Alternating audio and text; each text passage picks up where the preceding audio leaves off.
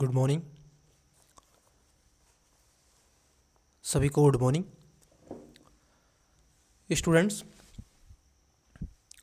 आशा करता हूँ कि आप सभी अच्छे होंगे और मन लगा के तो पढ़ाई कर ही रहे होंगे। जैसा कि आपको मालूम है कि एजुकेशन बायर आपके लिए निशुल्क और फ्री में यूपीएससी 2025 प्रीलिम्स को टारगेट करते हुए दृष्टि आईएएस की टेस्ट सीरीज और विजन आईएएस की टेस्ट सीरीज हम आपके साथ में चर्चा का बिंदु बना रहे हैं, जिसमें दृष्टि आईएएस की फुल टेस्ट सीरीज आपके 30 टेस्ट इसमें होंगे। 20 टेस्ट जीएस आपका पेपर नंबर 1 से होंगे, जिसमें polity, economy, history, geography, science and tech, ecology, environment. वहीं 10 टेस्ट आपके सी सेट को टारगेट करते हुए होंगे। स्टूडेंट्स, अगर आप देखोगे अब तक हमने जीएस के आपको 13 टेस्ट प्रोवाइड करवा दिए दृष्टि आईएएस के और 12 टेस्ट लगभग विजन आईएएस के। वहीं 4 टेस्ट सीसेट के और ये आपका 5वां टेस्ट है सीसेट का, जिसका एक पार्ट आपको प्रोवाइड करवा दिया गया है। समथिंग 1.5-2 घंटे की क्लास है। आपको पूर्ण रूप से प्लेलिस्ट मिल जाएगी, आप विजिट करें और वीडियो को देखें, क्लासेस को एंजॉय करें। मैं ये उम्मीद करके चलता हूँ आपका रिवीजन मल्टीपल टाइम चल रहा होगा और एमसीक्यू आप लगा रहे होंगे। यूपीएससी का पीवाईक्यू आपका कंटिन्यू लगा रहे होंगे, जैसे कि मैं भी आपको प्रोवाइड करवा रहा हूँ यूपीएससी के। अब तक हमने 2014, 15, 16, 17 तक के लगभग यूपीएससी के पीवाईक्यू आपके साथ में सोल्व कर लिए हैं पेपर, क्योंकि हम भी आपके साथ में लास्ट 10 ईयर्स के क्वेश्चन पेपर डिस्कस कर रहे हैं 2014 से 2024 तक के। तो समय न गवाते हुए सेशन को आगे बढ़ाते हैं। आज की क्लास का पहला क्वेश्चन लेते हैं। लगभग लास्ट क्लास में हमने आपसे जो क्वेश्चन डिस्कस किया था 20 नंबर का क्वेश्चन मैंने आपके साथ में डिस्कस कर लिया था, ठीक है, जिसका आंसर 10,000 आपका आया था। इसका पीडीएफ पाने के लिए आप टेलीग्राम को फॉलो कर सकते हैं, ज्वाइन कर सकते हैं, जिसका लिंक डिस्क्रिप्शन में देके रखा है। और पर्सनली आपका कोई क्वेश्चन है तो आप कमेंट्स कर सकते हैं, इंस्टा पर मुझे फॉलो कर सकते हैं, वहाँ पर भी आप मुझसे कोई भी आपका क्वेश्चन हो उसको आप डाउट है तो आप पूछ सकते हैं, ठीक है। चलिए समय न गवाते हुए आज की क्लास को बढ़ाते हैं आगे। और पहला जो है वो परिच्छेद है। देखिए, परिच्छेद को अटेम्प्ट करने से पहले मैं आपको बताना चाहता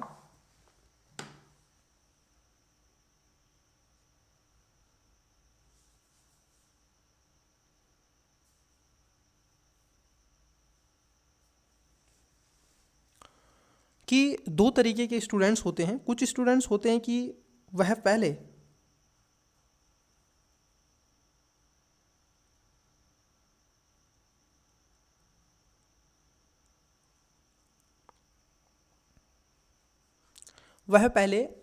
कई बार आप देखोगे वह परिच्छेद को पढ़ते हैं और फिर क्वेश्चन को अटेम्प्ट करते हैं। और कुछ स्टूडेंट्स होते हैं जो परिच्छेद को नहीं पढ़ते हैं, क्वेश्चन को देखते हैं, फिर परिच्छेद को पढ़ते हैं।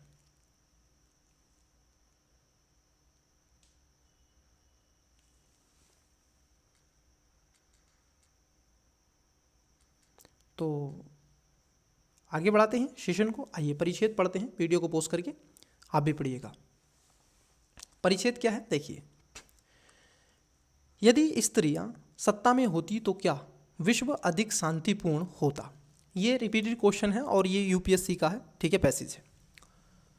इतिहास में दीर्घकाल से स्त्रियां शांति स्थापित करने वाला बल रही हैं। परंपरागत युद्ध पुरुष का खेल रहा है।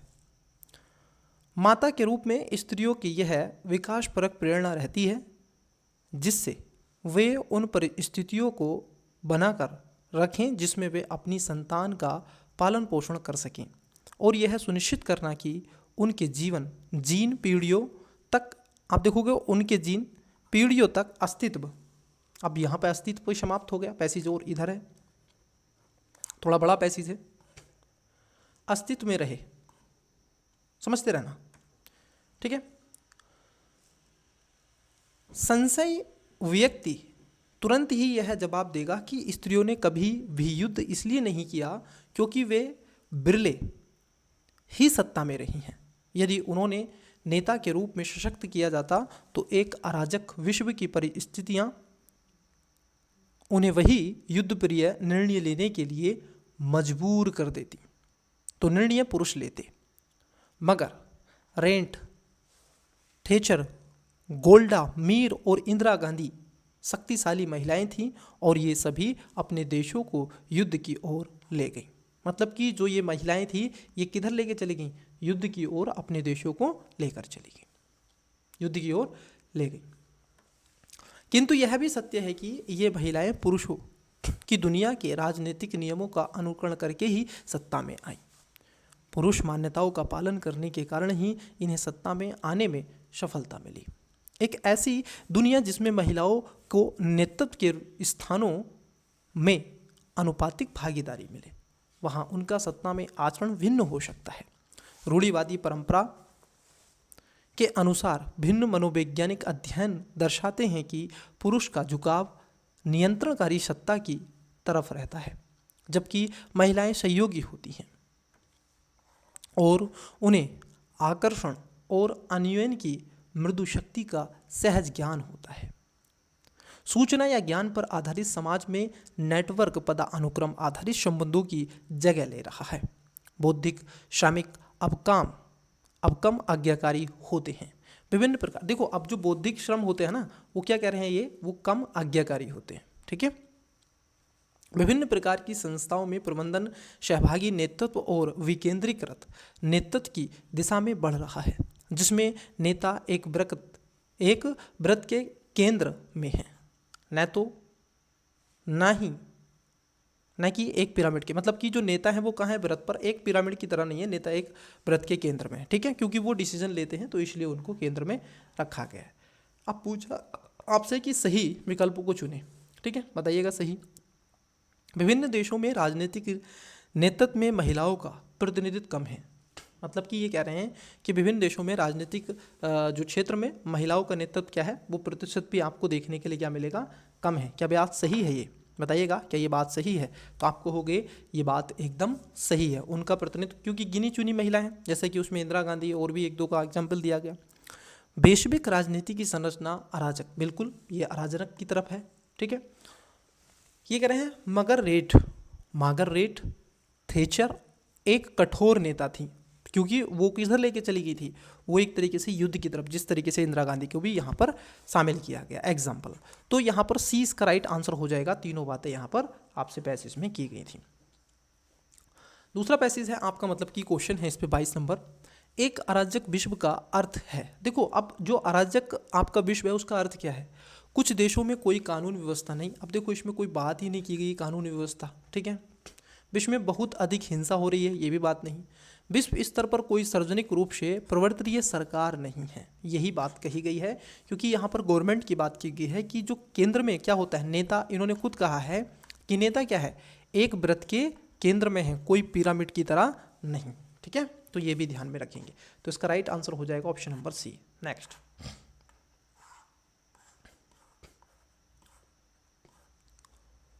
क्वेश्चन है, इसी पर आधारित है। गलत आपको चुनना है। यदि महिलाओं को नेतृत्व में अनुपातिक भागीदारी दी जाए तो वे सत्ता में अलग तरह से व्यवहार करेंगी। महिलाएं आनुवंशिक रूप से शांति प्रिय होती हैं। सी में कह रहे हैं बहुराष्ट्रीय निगमों में आजकल साझा नेतृत्व होता बजाय पदानुक्रम के। सभी गलत है। बताइएगा इसका राइट आंसर क्या हो जाएगा? देखिए इसका जो करेक्ट आंसर होगा, क्योंकि गलत आपसे पूछा है, और यहाँ पर देखो सी, ये कह रहे हैं बहुराष्ट्रीय निगमों में आजकल साझा नेतृत्व होता है बजाय पदानुक्रम के। नहीं बच्चे, आज आपको पदानुक्रम ज़्यादा दिखता है। ठीक है, साझा नेतृत्व नहीं होता है। तो इसका करेक्ट आंसर क्या हो जाएगा? सी हो जाएगा। अब क्वेश्चन है आपके सामने घड़ी का, बताइएगा।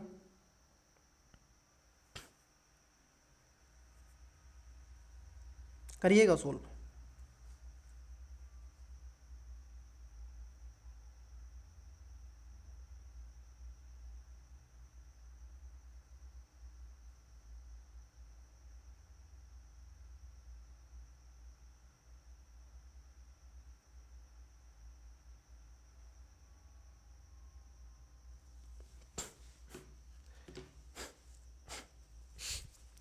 देखिए क्वेश्चन घड़ी का है और बहुत ही इजी है, जैसा कि आपने कॉन्सेप्ट इसके पढ़े हैं। देखिए क्वेश्चन क्या कर रहा है, बहुत इजी सा क्वेश्चन है।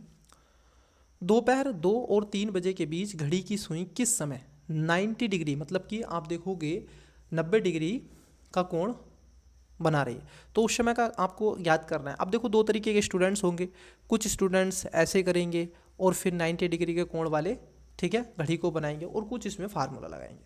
आपने क्या होगा, देखते हैं किस तरीके से क्या है। आइए देखिए, जब आप कोण निकालते हैं तो कोण के लिए एक फार्मूला होता है। जब आप टाइम निकालते हैं, ठीक है, टी बराबर लिख देंगे, ये होता है 2 बटे, लिख लीजिएगा 2/11, ये हो जाएगा हावर इंटू 30 प्लस ये आपका है जो आपका कोण आता है, मतलब कि कितने डिग्री का बना रहे हैं, इसमें ही आपको रखना है। देखो किसकी बात कर रहे हैं, ये कह रहे हैं आपसे किसके बीच में, क्योंकि उसका समय बताना है टी बराबर, तो ये कह रहे हैं कि 2 बजे, ठीक है, तो हम लिखेंगे इसको 2/11, यहाँ पे कितना है 2 बजे, हावर की जगह 2 बजे लिख देंगे। घंटे कितने हैं आपका 30 इंटू प्लस कितना है 90 डिग्री, क्लियर। अब इसको देखिएगा, ये हो जाएगा 3 दूनी 6 प्लस 3 दूनी 6 प्लस 90 और इधर 2/11। अब जरा इसको देखिएगा, ये कितना हो जाएगा, 9 और 6 15, 150, ठीक है, 150 इंटू 2/11, इधर कर लें या इधर कर लें, बात यही है। तो कितना हो जाएगा 15 दूनी 30, मतलब कि आपको देखने को मिलेगा 300/11। अब जब आप इसको डिवाइड करेंगे तो कितना आ जाएगा, 11 दूनी 22, 11 दूनी 22, कितना बचा 8, और ये आ जाएगा 11 सत्ते 77, ठीक है, कितना बचेगा 11 सत्ते 77, 3 तो बटे 11, तो आपका आ जाएगा 27 सही 3/11। तो 2:27 सही 3/11, मतलब कि 2:27 और 3 सही 11 आपको ये टाइम देखने के लिए मिलेगा। It's okay. तो यहाँ पर कहाँ है आपको देखिएगा, ठीक है, 1 सेकेंड, इसको यहाँ से रफ कर देते हैं। 2:27 3/11 आपका हो जाएगा, 2:27 सही 3/11 क्या हो जाएगा, PM हो जाएगा। तो राइट आंसर क्या होगा, 20 में करेक्ट आंसर हो जाएगा, ठीक है। चलिए नेक्स्ट क्वेश्चन की तरफ बढ़ते हैं। तो इजी सा क्वेश्चन है, आप ऐसे कर सकते थे। नेक्स्ट क्वेश्चन, अब ये और भी इजी है, तो इसका आंसर तो आप कमेंट्स कर देंगे, कोई इसमें कोई ऐसा कुछ है ही नहीं, इसमें मैं बता देता हूँ कैसे आपको करना है। ये कह रहे हैं निम्नलिखित वर्णमाला श्रृंखला में एक रिक्त स्थान है और रिक्त स्थान भरने के लिए नीचे दिए गए विकल्पों का सही उत्तर चुनें। रिक्त स्थान ये है यहाँ पर आपका, ठीक है, ये रिक्त स्थान है, इस बॉक्स को आपको भर देना है, ठीक है। इसमें बताना है कौन सा, जैसे देखो यहाँ पर ये कितना है 5 है, कितना जुड़ रहा है इसमें 3, 8 हो गया, 5 और 3 8, 8 और 3 11, 11 और 3 14, 14 और 3 17, और 17 और 3 कितने होते हैं 20, मतलब कि T20, तो T आना चाहिए। इस तरीके से आपको जोड़ना है। फिर देखो बाई कितना है 25, 25 में से कितना हो गया x, WX बाई, तो 1 माइनस हुआ, फिर उसके बाद में 1 माइनस यहाँ पे हुआ 23, 23 में से 1 गया 22, 22 में से 1 गया 21, और 21 में से 1 जाएगा, फिर से आ जाएगा T20। तो इस तरीके से आपको ये करना है। बाकी का ये अंक आपको दे के रखे हैं, तो इसका भी आंसर आप कर ही सकते हैं। तो ये है, वैसे ही नंबरिंग है, अब मैं आगे आपको नहीं बताऊँगा, ठीक है। तो इस बॉक्स में आपको क्या है आंसर इसका बताना है कि क्या आएगा, ये बॉक्स है यहाँ पे, ठीक है। नेक्स्ट डिजिट यहाँ पे इनमें से ऑप्शन आपको बता देना। चलिए नेक्स्ट क्वेश्चन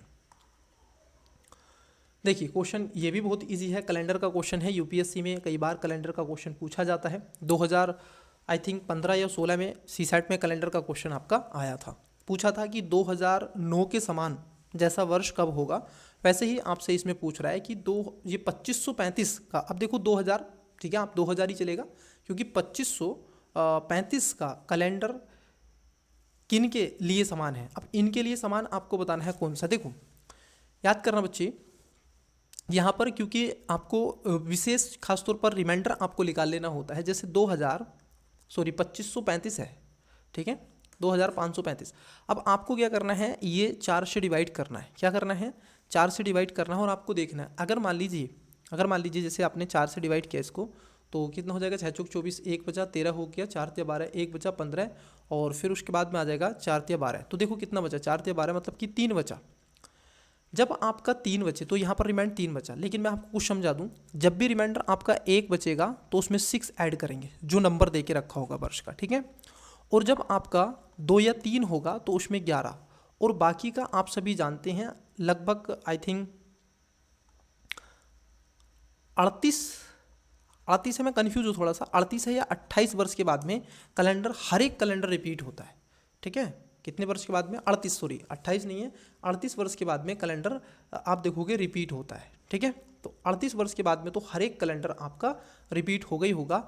लेकिन अब आपका यहाँ पर क्या है, रिमाइंडर बच रहा है, ठीक है। यहाँ पर क्या है, रिमाइंडर बच रहा है। तो क्या बच रहा है, रिमाइंडर आपका 3 बच रहा है ना, तो कितना जोड़ देंगे, 11। अब देखो जब आप 2535 में 11 जोड़ देंगे तो इसका राइट आंसर आपको मिल जाएगा। तो इसका आ जाएगा 6, ये हो जाएगा 4, और ये आ जाएगा 5, ये आ जाएगा 2। तो कितना, 2546। इसका जो समान वर्ष होगा वो हो जाएगा 2546। Right answer option number D हो जाएगा। गॉट इट, ठीक है। तो इसको आप उतार लेंगे। ध्यान रखेंगे जब भी आपका एक रिमाइंडर बचेगा तो 6 जोड़ देंगे जो आपका ईयर्स दे के रखा है, और यदि आपका 2 और 3 है तो उस स्थिति में आप उसमें 11 जोड़ देंगे, और नहीं तो आपका 38 वर्ष में हर एक कैलेंडर रिपीट हो जाता है। चलिए नेक्स्ट क्वेश्चन है, बहुत ही बढ़िया क्वेश्चन है, देखिएगा क्वेश्चन क्या है। इजी सा क्वेश्चन आपकी स्क्रीन पर देके आपको रखा है, ठीक है। कैसा क्वेश्चन है, इजी सा क्वेश्चन आपको दे रखा है। क्वेश्चन क्या है, क्वेश्चन है 27। रमेश ने EMI किस्तों पर एक बाइक खरीदी, ठीक है। किस पे खरीदी थी बच्चे, EMI पर रमेश बाइक खरीद रहे हैं, ठीक है। खरीदो भाई रमेश। समझौते के अनुसार उसे ब्याज के बिना कुछ समान किस्तों में राशि का भुगतान करना था, ठीक है। अभी कोई नंबर नहीं दे के रखा है, बस उसने खरीदी है। ये कह रहे हैं कि 12 किस्त का भुगतान करने के बाद उसने पाया कि 40% मतलब कि 40% राशि वापस कर दी है। कितनी, 40%। अब जरा मुझे बताओ, जब वो 40% किसके बराबर, 12 किस्तों के बराबर है। अगर मैं कहूँ 100% राशि कितनी किस्तों की बराबर होगी, तो आप कहोगे 12 इंटू 100/40। 0 से 0 चला जाएगा और 4 से ये जाएगा, इसको डिवाइड करेंगे 3 टाइम तो ये हो जाएगा 30। पूछ रहे हैं वापस कर दी गई थी, समझौते में कितनी किस्तें थी। तो समझौते में कितनी किस्तें थी, 30 किस्तें थी। कितनी जमा कर दी, ठीक है, 30 किस्तें थी, उसने 12 दे दी, बची कितनी, ये आ जाएगा आपका 8, और यहाँ पे 2 1 18। तो मतलब कि बची आपकी 18, बची 18 और जमा कर दी उसने 12, और टोटल कितनी थी, 30। तो राइट आंसर हो जाएगा ऑप्शन नंबर ए, ठीक है। इसका करेक्ट आंसर हो जाएगा। Got it. तो आप इस तरीके से, इजी है, ऐसा क्वेश्चन भी आपका यूपीएससी ने पूछा था। ये बहुत इजी ऑफ द इजी मैं कहूँगा, ऐसे क्वेश्चनों में था। चलिए, तो कुछ क्वेश्चन इजी हैं बिल्कुल, एक तरीके से आप देखोगे यूपीएससी भी आपसे कुछ क्वेश्चन इजी पूछता है, वो रीजनिंग के हो सकते हैं, मैथ के हो सकते हैं, ठीक है। तो बस आपको थोड़ा सा अपना मल्टीपल टाइम रिवीजन करते चलना है, इसके कॉन्सेप्ट देखते रहना है। चलिए नेक्स्ट परिच्छेद पर तरफ बढ़ते हैं। आइए देखिए, वर्तमान में अमेरिका में कुछ लोग अपने कपड़े खुद ही सिलते हैं। मतलब कि क्या कर रहे हैं, अमेरिका के लोग अपने कपड़े खुद ही सिल रहे हैं। क्यों सिल रहे हैं, आगे देखो, इसका रीज़न है। अपने लिए खाद्यान्न भी खुद ही उगाते हैं, ठीक है, फार्मर भी हैं। अपने घर ही खुद ही बनाते हैं, मतलब कि अपने घर भी खुद ही बनाते हैं। अब देखो, कपड़े खुद सिल रहे हैं, खाद्यान्न अपने आप जुटा रहे हैं, ठीक है, उगा रहे हैं, और ख़ास तौर पर वो खुद ही बना रहे हैं। ये भी बात जरा देखिएगा, ठीक है। या फिर केवल उन्हीं उत्पादों को खरीदते हैं जो उनके अपने राज्य में बने हुए होते हैं। इस काम में लागत भी अधिक आएगी और इसमें समय भी अधिक लगेगा, खासकर जब अमेरिकी लोग ऐसी वस्तुओं को खुले बाजार से अपेक्षाकृत कम कीमत में प्राप्त कर सकते हों। व्यावहारिकता और लागत एक ऐसा ही सिद्धांत है, अंतर्राष्ट्रीय स्तर पर लागू होता है। जरा समझते रहना। इसे एक उत्पाद को किसी अन्य से खरीदने, जिसे ऐसे उत्पाद में विशेषज्ञता हासिल है, या फिर जो इसे बहुत ही सहजता से अथवा कम लागत में बना सकता है, के संबंध में आर्थिक समझ विकसित होती है। वस्तुतः वस्तुओं एवं सेवाओं की व्यापक विविधता तक पहुंच ही व्यापार का उद्देश्य है। व्यापार का उद्देश्य क्या है कि जो डाइवर्सिटी आपकी वस्तुएं हैं वहां तक वो पहुंच सके, ठीक है, ये सारी चीज़ें। ऐसे में आयात का मतलब नुकसान नहीं है, यह निर्यात की बेहतरीन के लिए आवश्यक बुराई है। किसी एक पक्ष द्वारा आयात इसलिए किया जाता है ताकि इसके बदले में दूसरे पक्ष को वस्तुएं एवं सेवाएं प्राप्त हो सकें। यह तर्क व्यक्तिगत स्तर पर भी उतना ही स्पष्ट है। एक व्यक्ति इसलिए कार्य करता है ताकि आवश्यक और संभवतः विलासिता की वस्तुएं खरीदने के लिए उसके पास साधन हो। कोई भी व्यक्ति अपने कार्य करने को न्यायोचित ठहराने के लिए तो खरीदारी नहीं करता। केवल मुक्त व्यापार ही सही अर्थों में अच्छा व्यापार है, क्योंकि यह उपभोक्ताओं को उनके जीवन स्तर को सुधारने के सर्वोत्तम एवं सर्वाधिक अवसर प्रदान करता है। कौन सा? मुक्त व्यापार। याद करना, ये सबसे अच्छा व्यापार माना गया। यह प्रतिस्पर्धा को बढ़ावा देता है और नवाचार तथा बेहतर उत्पादों को विकसित करने और उनकी अधिक वस्तुएं एवं सेवाओं को बाजार में लाने, कीमतों को कम रखने और गुणवत्ता को बेहतर बनाए रखने के लिए कंपनियों को प्रोत्साहन करता है, ताकि बाजार में उनकी उपस्थिति बरकरार बनी रहे या फिर उसमें वृद्धि हो सके। मतलब कि अगर आपका प्रोडक्ट अच्छी क्वालिटी और क्वांटिटी का है तो आपको जो प्रोडक्ट है लोग अधिक खरीदेंगे, तो आपको प्रॉफिट होगा, और यदि प्रॉफिट होगा तो फिर आप और अच्छी क्वांटिटी और क्वालिटी के साथ अपने प्रोडक्ट को क्वालिटी के साथ में बढ़ाने का प्रयास करेंगे।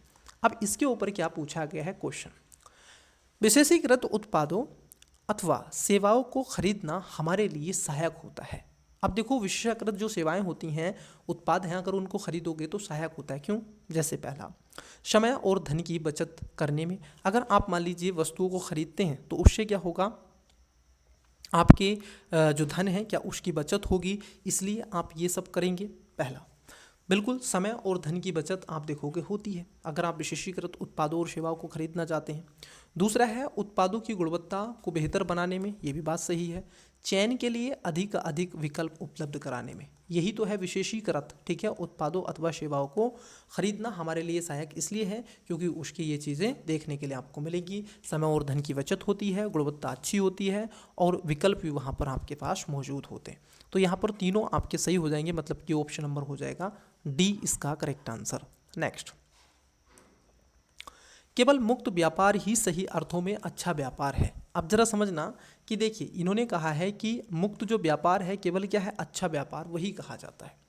इस कथन से हम क्या निष्कर्ष निकाल सकते हैं? जैसे पहला, मुक्त व्यापार का लाभ केवल कंपनियों तक ही सीमित नहीं बल्कि इसका लाभ अंतिम उपभोक्ता को भी प्राप्त होता है। क्या इसका लाभ अंतिम उपभोक्ता तक जाएगा या नहीं? ठीक है।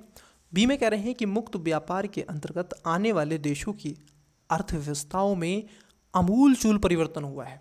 सी में कह रहे हैं यह व्यापार सिद्धांतों की तुलना में यह अधिक व्यावहारिक है।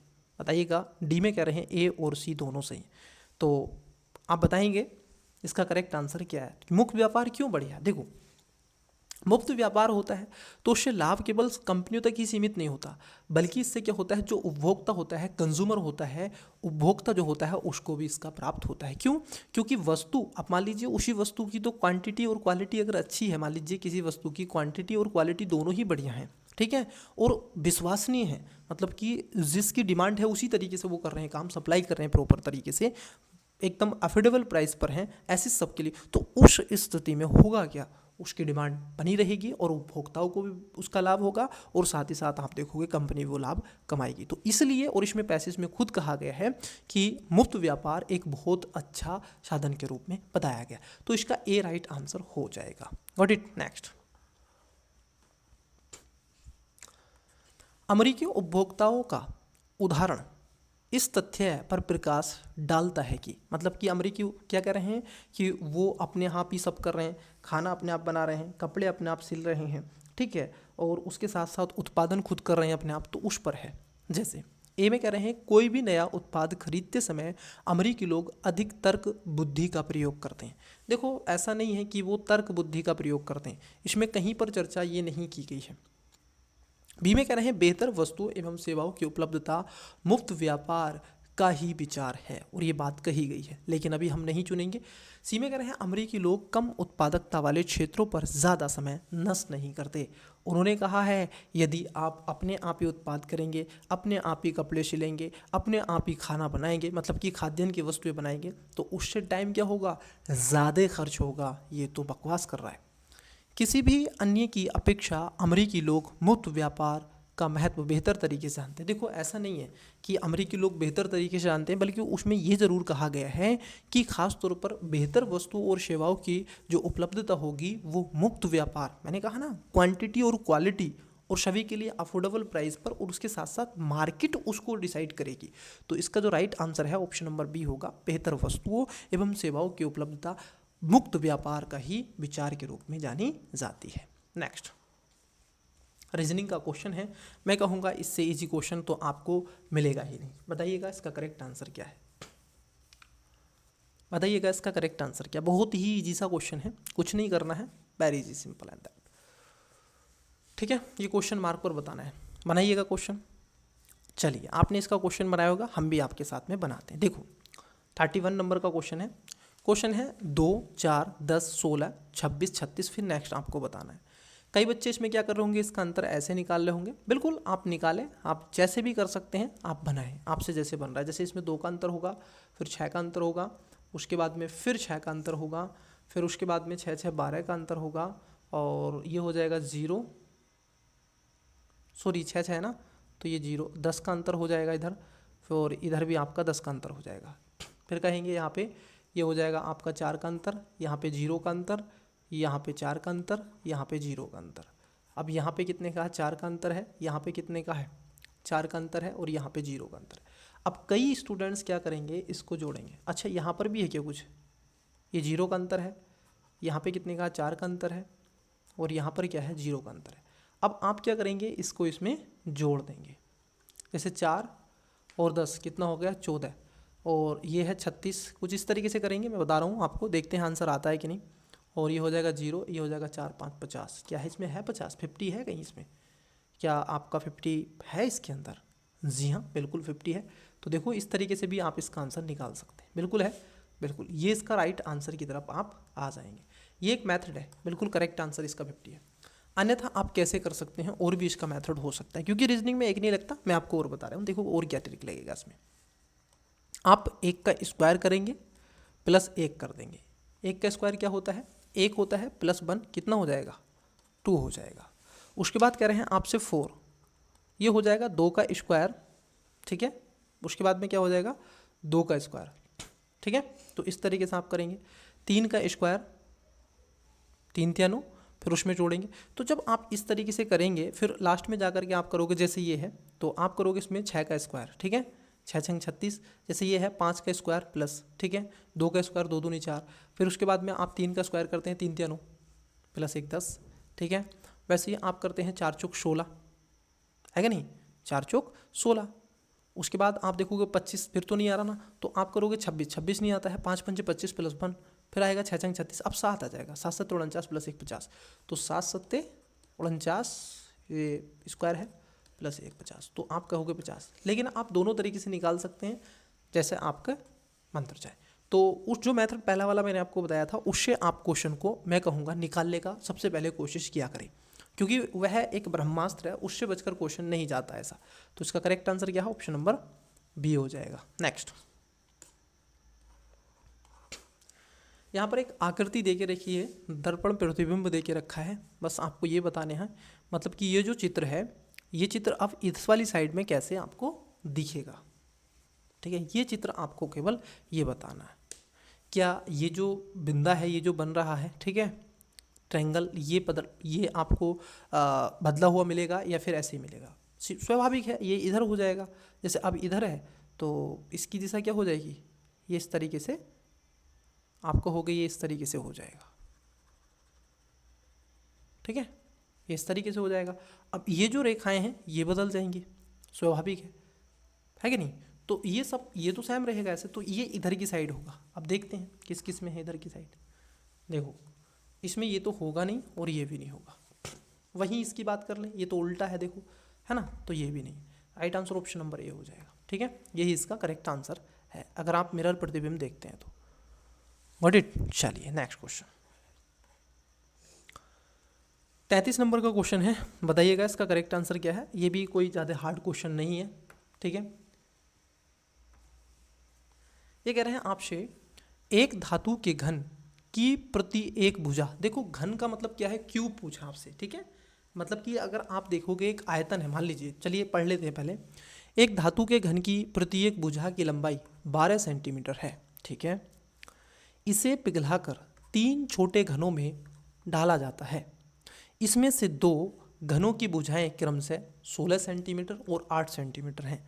तीसरे घन की कुल पृष्ठीय क्षेत्रफल क्या है। अब जो तीसरा है वो उसका कितना है वो आपको बताना है, ठीक है। देखो जरा मुझे बताइएगा, अगर हम एक आयतन लें, ठीक है, मान लीजिए ये एक आयतन ले लेते हैं हम, ओके, और इसकी जब हम क्यूब निकालते हैं, अगर आप इसका क्यूब निकालोगे, ठीक है, भुजा का अगर आप क्यूब निकालोगे भुजा का, ठीक है, तो कितना है, 12 सेंटीमीटर। तो इसका हम 3 तो हम निकालेंगे, यहाँ पे इधर निकाल देते हैं, 12 इंटू 12 इंटू 12, इसको मल्टीप्लिकेशन कर लीजिएगा, कितना आ जाएगा, 12 बारी हम 144 इंटू 12 किए होंगे तो 12 चौक 48, ये आ जाएगा आपका 1728, ठीक है, 1728 आ जाएगा। अब ये कह रहे हैं पहले छोटे घन, जरा देखना, इन्होंने कहा है कि इसमें से 2 छोटे घनों की बात कर रहे हैं। अब जरा मेरी बात को जरा समझना, पहला इन्होंने कहा है कि 6 सेंटीमीटर और 8 सेंटीमीटर, ठीक है, कितनी बात की गई है, 6 सेंटीमीटर और 8 सेंटीमीटर। लेकिन हम बात करेंगे इसमें 2 है ना, तो पहले छोटे घन की बात कर लो, ठीक है, छोटा घन, तो छोटा कौन सा है, 6 है, तो 6 इंटू 6 इंटू 6 कितने होते हैं, 6 6 36, और 36 का अगर आप देखोगे क्यों कितना हो जाएगा, 216। गॉट इट, यहाँ तक कोई समस्या दुख दर्द तो आपको नहीं होगा, कोई समस्या, कोई दुख दर्द, कोई दिक्कत, ठीक है, नहीं है। चलिए अब उसके हम बड़े वाले की बात कर लेते हैं, जो बड़ा है, दूसरा, पहला हो गया ये टोटल निकाला हमने, देखो ये था कुल, ये है पहला, अब ये है इसमें दूसरा, अब बड़ा है 8 सेंटीमीटर इंटू 8 सेंटीमीटर और 8, तो 8 का क्यूब कितना हो जाएगा, ये होता है 512, 8 बटू 64, 64 और 8 512, ठीक है।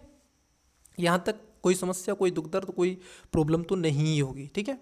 अब हमें क्या करना है, जो आपके 2 हैं, क्योंकि तीसरा हमें निकालना है, तो देखो 512 और 216, हमें इसको ऐड कर दे, कितना हो जाएगा, ऐड कर देंगे तो इसको कितना हो जाएगा, ये 512 और 216, 6 और 2 8, यहाँ हो जाएगा 2, ये हो जाएगा 7। अगर आप देखो टोटल कितना है, 1728, अब इसमें से घटा दीजिएगा 728, कितना आ जाएगा, 1000, ठीक है।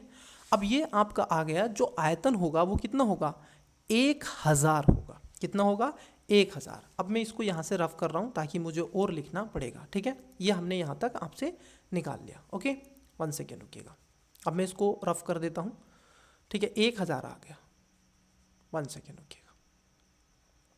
अब जरा समझना आगे क्या कह रहा है, ये कह रहा है तीसरे घन का। अब हमें तीसरे घन का बताना है, घन मतलब क्या होता है, मतलब कि क्यूब होगा, ठीक है, किसी भी संख्या का क्यूब होगा।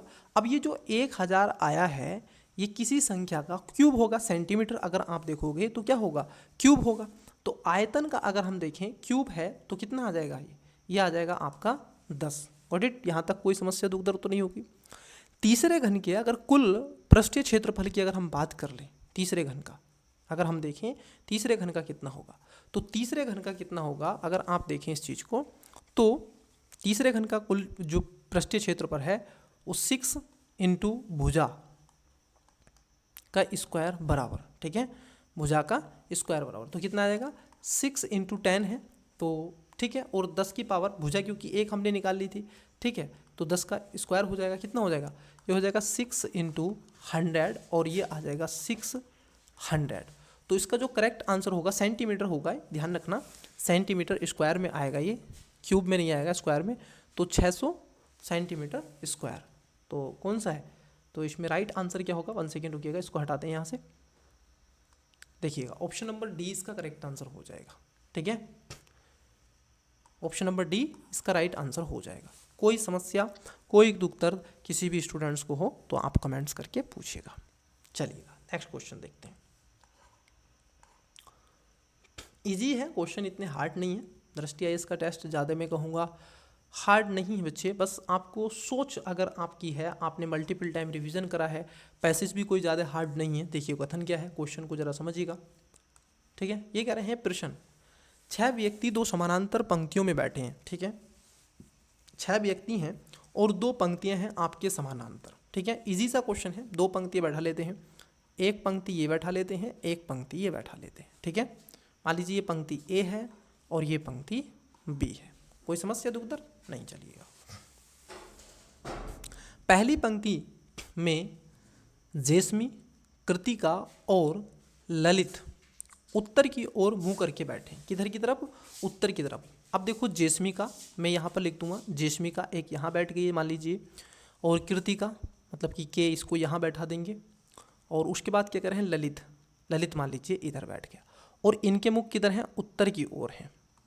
ठीक है, उत्तर की तरफ। उत्तर तो आपके सीधा, ठीक है, उत्तर की तरफ मुंह है इनके। ठीक भाई। फिर कह रहे हैं पंक्ति 2 में फरा, गायत्री और हर्ष दक्षिण की ओर मुंह करके बैठे।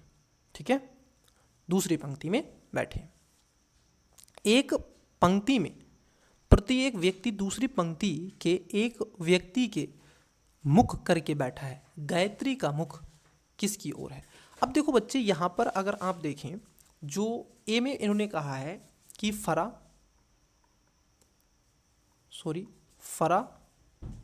दूसरा नाम है गायत्री, तीसरा नाम है हर्ष, और इनके मुख किधर हैं? दक्षिण की ओर है। अब इन्होंने क्या पूछा है, इससे इजी क्या पूछेंगे? गायत्री का मुख पूछ लिए हैं। बताओ गायत्री का मुख किधर है? दक्षिण की तरफ है कि नहीं भाई? आप मुझे बताइएगा गायत्री का मुख किधर है? दक्षिण की तरफ आपको देखने के लिए मिल जाएगा। Got it? इसमें देखते हैं ऑप्शंस क्या है। ऑप्शंस देखते हैं क्या है। हर्ष कृतिका के सम्मुख है, हर्ष कृतिका के सम्मुख है, ललित हर्ष के निकटतम है, पड़ोसी के सम्मुख है। देखो हर्ष जो है कृतिका, हर्ष को आप कृतिका बिल्कुल रख सकते हैं, आ जाएगा, इसमें कोई दिक्कत ही नहीं है। इसको यहाँ से हटा दीजिएगा, ये बिल्कुल आ जाएगा। देखो इन्होंने कहा है कि हर्ष कृतिका के सम्मुख है, हर्ष जो है कृतिका के सम्मुख है, लीड बन गया। ललित हर्ष के निकटतम है, ललित हर्ष के निकटतम है, बिल्कुल ललित हर्ष के निकटतम, पड़ोसी सम्मुख है, ये भी हो गया।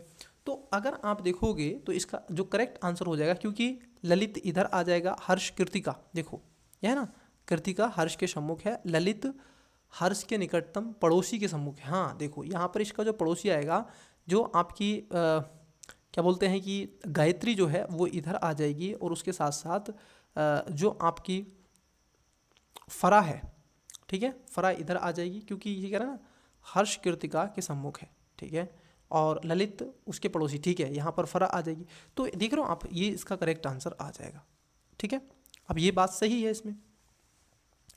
वहीं अगर हम देखें दूसरा कथन की बात कर लें, गायत्री पंक्ति के किसी एक छोर पर बैठी है साहब, गायत्री एक छोर पर, ये देखो इधर, ठीक है। जैमरीन ललित के तत्कालीन बाईं ओर बैठा है। अब देखो जैमरीन जो है ना ललित के तत्कालीन बाईं ओर बैठा है, तो हम बैठा सकते हैं ललित के बाईं ओर, इधर बैठा सकते हैं, इसको हटा सकते हैं, अब उधर से इसको घुमा सकते हैं। तो ये दोनों अगर हम ले लें, स्टेटमेंट पहला और दूसरा ले लें, तो इसका आंसर बन जाएगा। ठीक है, इसका क्या होगा? करेक्ट आंसर बन जाएगा। तो ऐसी स्थिति में दोनों इसके कथन के लिए दोनों को बहुत ज़रूरी है, और दोनों का होना बहुत ज़रूरी है, तभी आप इसका करेक्ट आंसर दे सकते हैं। चलिएगा नेक्स्ट क्वेश्चन की तरफ बढ़ते हैं। नेक्स्ट क्वेश्चन देखिएगा, क्वेश्चन नंबर 35। यदि x-2 और फिर यहाँ पर देके रखा है px बराबर 4x² + 5qx-6q का एक गुणनखंड है, तो q का मान क्या है? देखो ऐसी स्थिति में मैं बहुत ही ईजी आपको बता रहा हूँ। अब कई बच्चे क्या होते हैं, दो टाइप के बच्चे होते हैं, कुछ बच्चे इसको सोल्व करते हैं, कुछ ऑप्शन से करते हैं। तो मैं कहूँगा कि अगर आप इसको सोल्व करें तो सोल्व कर लें, नहीं तो आप इसको क्या है ऑप्शंस रख के देख लें, इट इज़ बेटर। तो आपको लगेगा कि वो इसका करेक्ट आंसर निकल आएगा। ठीक है, देखो इन्होंने कहा है क्यू का, ठीक है, किसका पूछा है? क्यू का। तो हमें क्यू का मान रखना है। मान लीजिए अगर हम क्यू का मान 0 रखते हैं तो संख्या तो 0 में बदल जाएगी, तो ये तो होगा नहीं। एक गुणनखंड है तो क्यू का मान अगर हम निकालें तो एक तो हम सोल्व कर लेते हैं। देखो सोल्व अगर करें, ठीक है, सोल्व अगर हम करें तो इसको सोल्व भी करेंगे इसी तरीके से। मान लीजिएगा x बराबर 2 है, ठीक है, मान लीजिएगा x बराबर 2 और 2 पर कितना है, अगर आप देखोगे px का 0 है, बराबर 0। ठीक है, तो यहाँ पर जो आपसे पूछा गया है, यहाँ पर अगर हम इसको सोल्व कर रहे हैं, मैं पुनः लिख देता हूँ, 1 सेकेंड रुकिएगा। x बराबर टू पर अगर हम देखेंगे x बराबर 2 पर क्या हो जाएगा, p x बराबर 0। तब अगर हम देखें तो 4 इंटू, क्योंकि x उधर चला गया, x का मान क्या लिया है हमने, 2 लिया है, ध्यान रखेंगे x का मान 2 लिया है ना, तो हम x का मान रख रहे हैं, ठीक है। क्योंकि और x का मान क्या हो, देखो x का मान ये भी ध्यान रखना, या तो वो 2 हो सकता है या 2 से बड़ा हो सकता है, ठीक है, छोटा तो नहीं होगा क्योंकि माइनस में आ जाएगा। अगर आप देखो होगा क्या, मैं कहूँ x का मान मान लीजिए 1 रख लें, x का मान मान लीजिए 0 रख लें, x का मान मान लीजिए 2 रख लें। अब x का मान आपने 1 रखा तो माइनस का 1 आएगा, 0 रखा तो 0 में से नहीं घटता है, 2 रखा तो आपका मान लीजिए माइनस आ जाएगा, मतलब कि 0 आ जाएगा, ठीक है। 3 रखेंगे 1 आ जाएगा, लेकिन हमने यहाँ पर 2 रखा है, ठीक है। इसमें जो छोटी संख्या है, ठीक है, 2 से उसको हमने रखा है जो इसमें से हम घटा सकते हैं, ठीक है। तो अब देखो यहाँ पर x का मान कितना आ गया, 2 रखेंगे, 2 और 2 का क्या है स्क्वायर प्लस 5, और क्यू का मान हमने नहीं रखा है तो क्यू को ऐसे लिख लेंगे, और x का मान रखा हमने 2 इसको ब्रैकेट में, और -6 क्यू बराबर 0। किसी को कोई दिक्कत हुई है, मैंने केवल क्या किया है, x का मान यहाँ पर 2 मान लिया है, ठीक है। हमने क्या किया है, x का मान 2 मान के इस क्वेश्चन को हम आपके साथ में सोल्व कर रहे हैं। अब बस सोल्व करते चलिएगा। अब देखो कितना हो जाएगा, 2 दूनी 4, ठीक है, इंटू 4 तो कितना हो जाएगा, 4 चौक 16, ये आपका कितना हो जाएगा, 5 दूनी 10, कितना हो जाएगा, 5 दूनी 10 क्यों, क्या है ये प्लस का है ना, 5 दूनी 10 क्यों माइनस का 6 क्यू। अब मुझे बताइएगा 10 क्यू और बराबर 0, ठीक है, 10 क्यू माइनस का 6 क्यू, और इधर है ये, अगर हम देखें प्लस माइनस का अगर हम करें तो ये हो जाएगा 4 क्यू, इसमें से घटाएंगे तो कितना आ जाएगा, 4 क्यू बराबर माइनस का 16। इसमें से आप घटा लेंगे तो क्यू का मान कितना आ जाएगा, अगर आप करेंगे क्यू का मान निकालेंगे तो 4 चौक 16 और कैसा माइनस का 4, तो क्यू का मान कितना आ जाएगा, -4 इसका राइट आंसर आएगा। तो ऑप्शन नंबर सी इसका करेक्ट आंसर हो जाएगा, गॉट इट। क्योंकि यहाँ पर आपको दिख रहा है 10 में से जब हम घटाएंगे इसको तो कितना हो जाएगा, क्योंकि ये माइनस का, तो ये आ जाएगा आपका माइनस, ये 4 क्यों आ जाएगा, और इधर आ जाएगा माइनस का आपका 16, और इसको जब डिवाइड करोगे तो आपका माइनस का 4 आ जाएगा, ठीक है। तो इसका राइट आंसर क्या होगा, ऑप्शन नंबर सी, ठीक है, -4। तो ये इजी था, आप इजी तरीके से आप कर सकते हैं, या तो आप माइनस का मान लेते क्यू का मान, लेकिन हमने क्या किया, हमने अपनी तरफ से x का मान रख के इसको कर लिया, और x का मान आपको बड़ा ही रखना पड़ेगा, 2 रख सकते हो, 2 से बड़ा रखोगे, लेकिन 2 से कम नहीं रख सकते। चलिए 36 नंबर का क्वेश्चन है। अब आपने, क्योंकि अभी आप इंटर में भी कई स्टूडेंट्स हैं जो इंटर में हैं, और कुछ इंटर अभी अभी किए हैं, तो आपने एडवांस पढ़ा होगा बीज गणित जिसको हम कहते हैं, ठीक है, उसी पर ही आधारित है। आपने थीटा पढ़ा होगा, कोस थीटा पढ़ा होगा। चलिए मैं आपको बताता हूँ कुछ चीज़ें। फाई का मान देखो, निम्नलिखित आकृति में चाप ए बी की लंबाई वृत्त की त्रिज्या ए के 6 गुना के बराबर है। जरा समझना, इसकी जो वृत्त की त्रिज्या है वो ए के 6 गुना के बराबर है। ए के 6 गुना के बराबर है। सेक्टर ए और ए ओ वी का क्षेत्रफल क्या है, मतलब कि इसका आपको क्षेत्रफल एरिया बताना है। जरा समझना, एरिया बताना है। अब इन्होंने कहा है उसके 6 गुना के बराबर है। मान लीजिए अगर मैं कहूँ आपसे, मान लीजिए कि वृत्त की जो त्रिज्या ओ ए है, त्रिज्या क्या है, अगर मैं त्रिज्या कहूँ, ये जो त्रिज्या है वृत्त की कितनी है, अगर मैं कहूँ इसको स्मॉल जो है आपका छोटा वाला ए है, ठीक है, तो त्रिज्या बराबर क्या कहेंगे हम, ए कह सकते हैं, ठीक है। अब हम कहें कि एक चाप की लंबाई अगर हम देखें तो इसने कहा है ना वो कितनी है आपकी 6 गुना, जरा समझना 6 गुना के बराबर है, ए के 6 गुना के बराबर। तो कितनी हो जाएगी, अगर ए वी की लंबाई अगर हम देखें ये यहाँ पे कितनी हो जाएगी, तो ये हो जाएगी 6a, क्योंकि अगर वो a है तो वो हो जाएगी 6a, ठीक है। और चाप की लंबाई टोटल कितना है, ये कितने का कोण है टोटल, अगर आप देखोगे टोटल कोण है आपका 360 डिग्री का। कोई समस्या दुख्तर, ये थीटा का मान है, अगर कोण आप देखोगे तो 360 का है। वहीं अगर चाप की लंबाई के लिए आप जाओगे, क्योंकि इसको डिग्री में सेंटीग्रेड कोण को अगर आप मापोगे तो इसका मान आप करेंगे। आइए सोल्व करते हैं, ठीक है। तो ये 2 है, तो ये हो जाएगा आपका थीटा बराबर 360 डिग्री, ठीक है, सॉरी थीटा बराबर नहीं है, थीटा अपॉन 360 डिग्री, क्योंकि इसमें पूछा है ना क्षेत्रफल पूछा है, तो हम उस चाप के कोण के हम निकाल रहे हैं, ये जो चाप है इसके कोण का हम निकाल रहे हैं। तो ये आ जाएगा थीटा अपॉन 360 डिग्री, ठीक है, इंटू 2πr। क्लियर। जहां आप थीटा डिग्री सेंटीकोण में रख दोगे तो इसका मान कितना आ जाएगा, ये आ जाएगा 6, क्योंकि ए बी का माने थे, तो ये आ जाएगा 6a बराबर थीटा अपॉन 360 डिग्री। तो ए का मान यहाँ पर आ ही जाएगा आर का, क्योंकि आर जो है आर हमने ए मान के रखा है, तो इंटू 2πa, ठीक है। ए की जगह मतलब कि आर की जगह हम ए रख देंगे, यहाँ पर ए हमने माना है, आर नहीं माना, त्रिज्या के रूप में, और उसकी त्रिज्या ही हमें निकाल लिया। अब इसको सोल्व कर देते हैं, इस तरह से इसको रफ कर देते हैं। एक प्रॉब्लम पता है क्या है, यहाँ पे प्रॉब्लम ये है कि मैं इसको हटा नहीं सकता, उसी के ऊपर मुझे लिखना पड़ता है, कोई नया पेज नहीं ऐड ऑन कर सकता, तो ये थोड़ी सी प्रॉब्लम हो जाती है, ठीक है। लेकिन कुछ ही समय की बात है, हम चीज़ों को करेंगे जल्दी से। तो इधर सोल्व करेंगे इसको, ये इधर आ जाएगा थीटा बराबर 6 इंटू 360 बटे ये इधर आ जाएगा नीचे 2π, ठीक है, ये हो जाएगा। इसको आप डिवाइड कर लेंगे, तो इसको अगर आप करेंगे 0 0, या फिर आप ऐसे भी कर सकते हैं इसको 6 6 36, 3 18 और 3 कितने होते हैं 21 बटे 2π।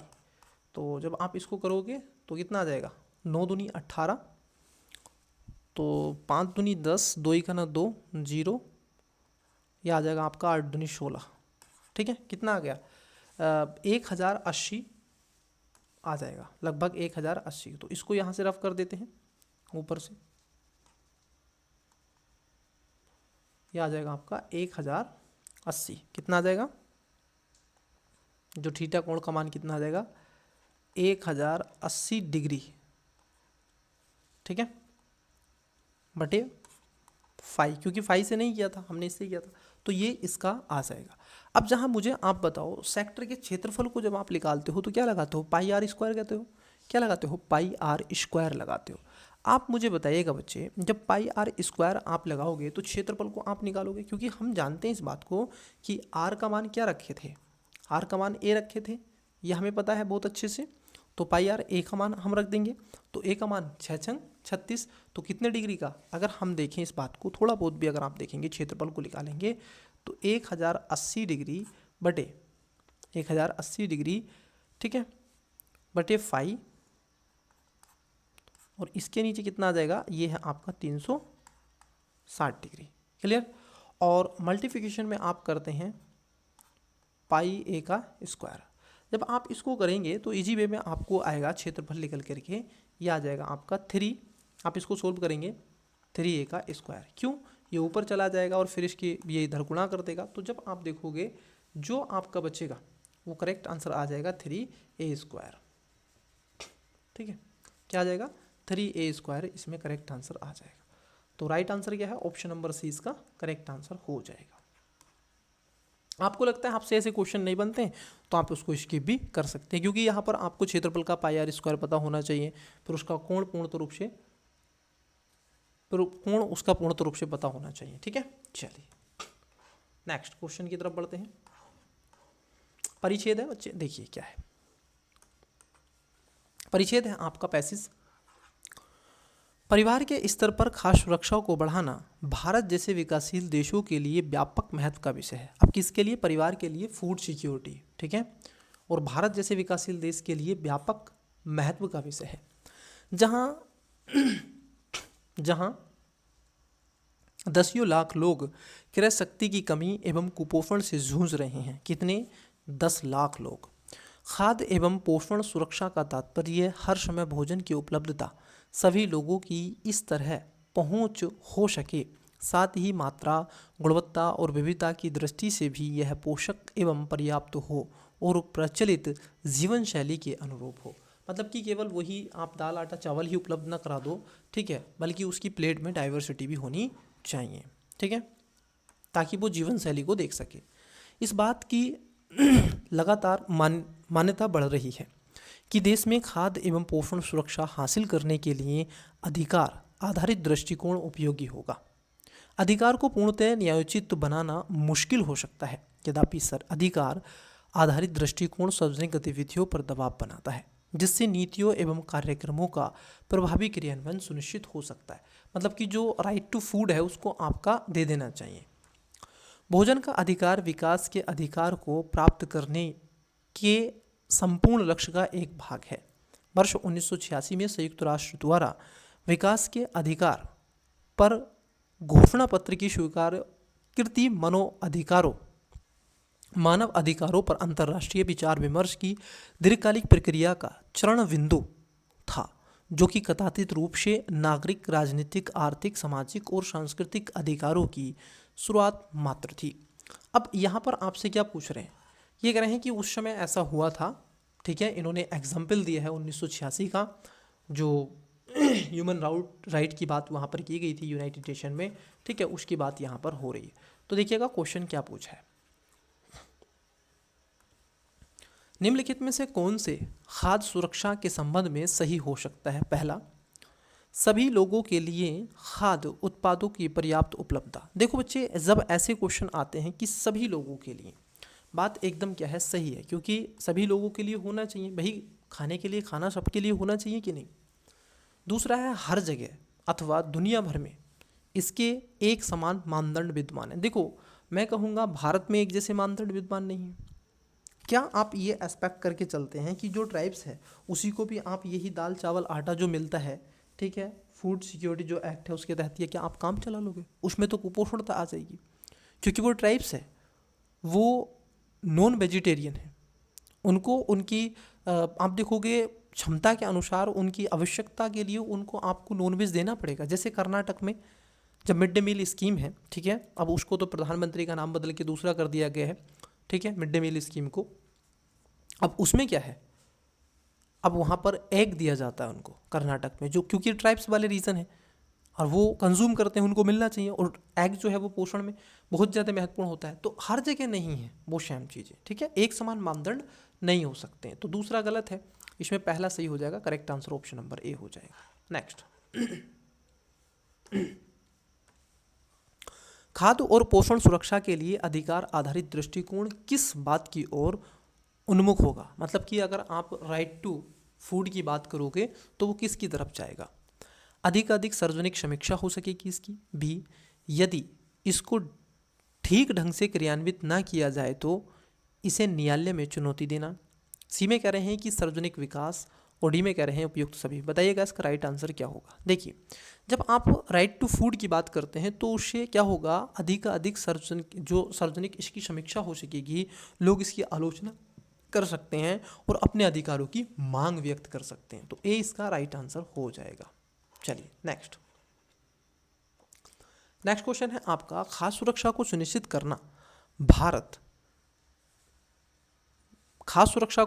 करना भारत सरीखे देश के लिए अत्यंत महत्व का क्यों है? किसके लिए? सरीखे। अब देखो एक शब्द यहाँ पर यूज किया गया, भारत सरीखे देश के लिए अंततः महत्व का क्यों है? पहला, पोषण की दृष्टि से यह लोगों को सशक्त बनाएगा। सही बात है, अब उनको खाने के लिए खाना मिले तो उससे क्या है, वो सशक्त बनेंगे। दूसरे में कह रहे हैं यह उन लोगों को गुणवत्तापूर्ण भोजन उपलब्ध कराएगा जो इसका व्यय वहन नहीं कर सकते। देखो इसमें कोई बात ये नहीं की गई, लेकिन अगर आप इस बात को ऑब्जर्व करते हैं कि खाद्य आधारित और पोषण आधारित राइट की जो बात हो रही है वो किस कम्युनिटी के लिए हो रही है, वो उसी वर्ग के लिए हो रही है जो इसको वहन नहीं कर सकते, इसका व्यय, इसमें खर्च नहीं कर सकते, तो ये उन्हीं की बात होती है। बीपीएल एपीएल आपने अंत्योदय स्कीम पढ़ी होगी, वो खास तौर पर इसी पर आता है। तो दोनों इसका राइट आंसर हो जाएगा ऑप्शन नंबर सी। नेक्स्ट देखिए क्वेश्चन ये थोड़ा सा डिफिकल्ट है, इसका राइट आंसर आप बताइएगा, ठीक है। बहुत लेंथी क्वेश्चन है ये, अगर मैं भी इसको सोल्व करूँगा तो बहुत लेंथी क्वेश्चन ये आपका हो जाता है, ठीक है। तो आप इसको ट्राई करिएगा, ठीक है। अब इस पे बहुत लेंथी क्वेश्चन है, मैं पढ़ देता हूँ क्या है। PA और PV व्रत पर स्पर्श रेखाएं हैं तथा ओ वृत्त का केंद्र है। त्रिज्या 5 सेमी है तथा PO 3 सेंटीमीटर। देखो यहाँ पर अगर आप थोड़ा थोड़ा समझें, मतलब कि जो आपका O वृत्त का केंद्र है, त्रिज्या 5 सेंटीमीटर है, P और O कितना है, P और O की अगर हम बात कर लें, जो P और O है ये कितना है आपका 13 सेंटीमीटर है। ठीक है, यदि त्रिज्या PAB ये इसकी बात करना, PAB का क्षेत्रफल n है, मतलब कि इनका PAB का n है, तो n/60 का मान क्या है। अब ये थोड़ा सा लेंदी क्वेश्चन है, अगर आप जब इसको करेंगे तो ये थोड़ा लेंदी क्वेश्चन हो जाएगा। ठीक है, इसमें पाइथागोरस प्रमेय आपको यूज करनी पड़ेंगी, फिर उसके बाद में समीकरण सारणी बनानी पड़ेंगी, तो कई चीज़ें इसमें आपको देखने के लिए मिलेंगी। थोड़ा लेंदी क्वेश्चन है, आप इसको अटेम्प्ट करके देखें, मैं आपको टेलीग्राम पर इसका स्पेसिफिक सोल्व करके आंसर दे दूंगा। ठीक है, चलिए आइए नेक्स्ट क्वेश्चन देखते हैं। क्वेश्चन ये 41 और 44 नंबर की तरफ बढ़ते हैं, इसमें कुछ क्वेश्चन आपको देखने के लिए मिलेंगे। चलिएगा देखिए, क्वेश्चन क्या है, रीजनिंग से रिलेटेड है। एक आइसक्रीम निर्माता मीठा और स्वास्थ्यवर्धक नामक एक नया सार विकसित करने के लिए 6 रासायनिक सार हैं UVWXYZ के साथ प्रयोग कर रहा है। आइए एक एक करके बात करते हैं। देखिए इसमें 6 ही हैं, देखते हैं एक एक करके बात करते हैं। ये कह रहे हैं कि UV से मीठा है और Z से स्वास्थ्यवर्धक है, मतलब कि U जो है वो क्या है, B से मीठा। देखो UV से मीठा है और क्या है, Z से स्वास्थ्यवर्धक भी है। ये स्वास्थ्य वाला हमने और ये स्वीट्स वाला है ऊपर। ठीक है, ये स्वीट वाला है और ये स्वास्थ्य वाला है, इधर लिख दिया हमने, आपको दिख रहा होगा, ये स्वास्थ्य वाला है। ठीक है, और ऊपर जो है आपका स्वीट वाला है। अब देखो हमें बी का, अब हम पैसेज उसी वाले को लेंगे यहाँ से जिसमें U और V हो उस लाइन में। ठीक है, देखो हम जैसे इस 4 को नहीं ले सकते अभी क्योंकि इस पर कनेक्ट नहीं होने का, हम U को ले सकते हैं, जिसमें V हो उसको ले सकते हैं। 2 में देखो V 22 से मीठा है। अब देखो B किससे मीठा है, 22 से मीठा है। ठीक है, B जो है वो 22 से मीठा है और Z से कम स्वास्थ्यवर्धक है, और Z से कम स्वास्थ्यवर्धक है। तो देखो स्वास्थ्यवर्धक यहाँ पे लिखते चलेंगे, अब थोड़ी सी प्रॉब्लम, ठीक है यहाँ पे लिख देंगे। तो देखो U क्या था स्वास्थ्यवर्धक में, Z से अच्छा था, लेकिन Z क्या है यहाँ पे कह रहा है ना, ये कह रहा है, पहला तो ले लिया हमने, दूसरा भी ले लिया है कि Z से कम स्वास्थ्यवर्धक है कौन, 22, तो 22 इधर आ जाएगा, 2 भी ले लिया, 1 भी। अब यहाँ पर देखो अभी नहीं ले सकते, हाँ इसमें U हैगा, U को ले सकते हैं, लेकिन पहले इधर आइएगा, 22 U से कम मीठा है। अब देखो 22 जो है ना वो U से कम मीठा है, हाँ यहाँ पर दिख रहा है बिल्कुल, 22 U से कम मीठा है। ठीक है, 22 जो है U से कम मीठा है और स्वास्थ्यवर्धक है। ठीक है, ये क्या है, और स्वास्थ्यवर्धक है। 22 जो है यहाँ पे देखो, 22 U से कम मीठा है बिल्कुल, और स्वास्थ्यवर्धक है। ठीक है, स्वास्थ्यवर्धक भी है। ठीक है, चलो Z U से मीठा है। अब देखो Z जो है ना वो U से मीठा है। अब यहाँ पर देखो Z क्या है, वो U से मीठा है और W से कम स्वास्थ्यवर्धक है। अब जरा समझना, जो W होगा ना उससे कम स्वास्थ्यवर्धक है कौन, Z, ये भी हो गया। अब यहाँ पे देखो तीसरा, W X से कम मीठा है। अब देखो जो W है ना, जो W है वो X से कम मीठा है।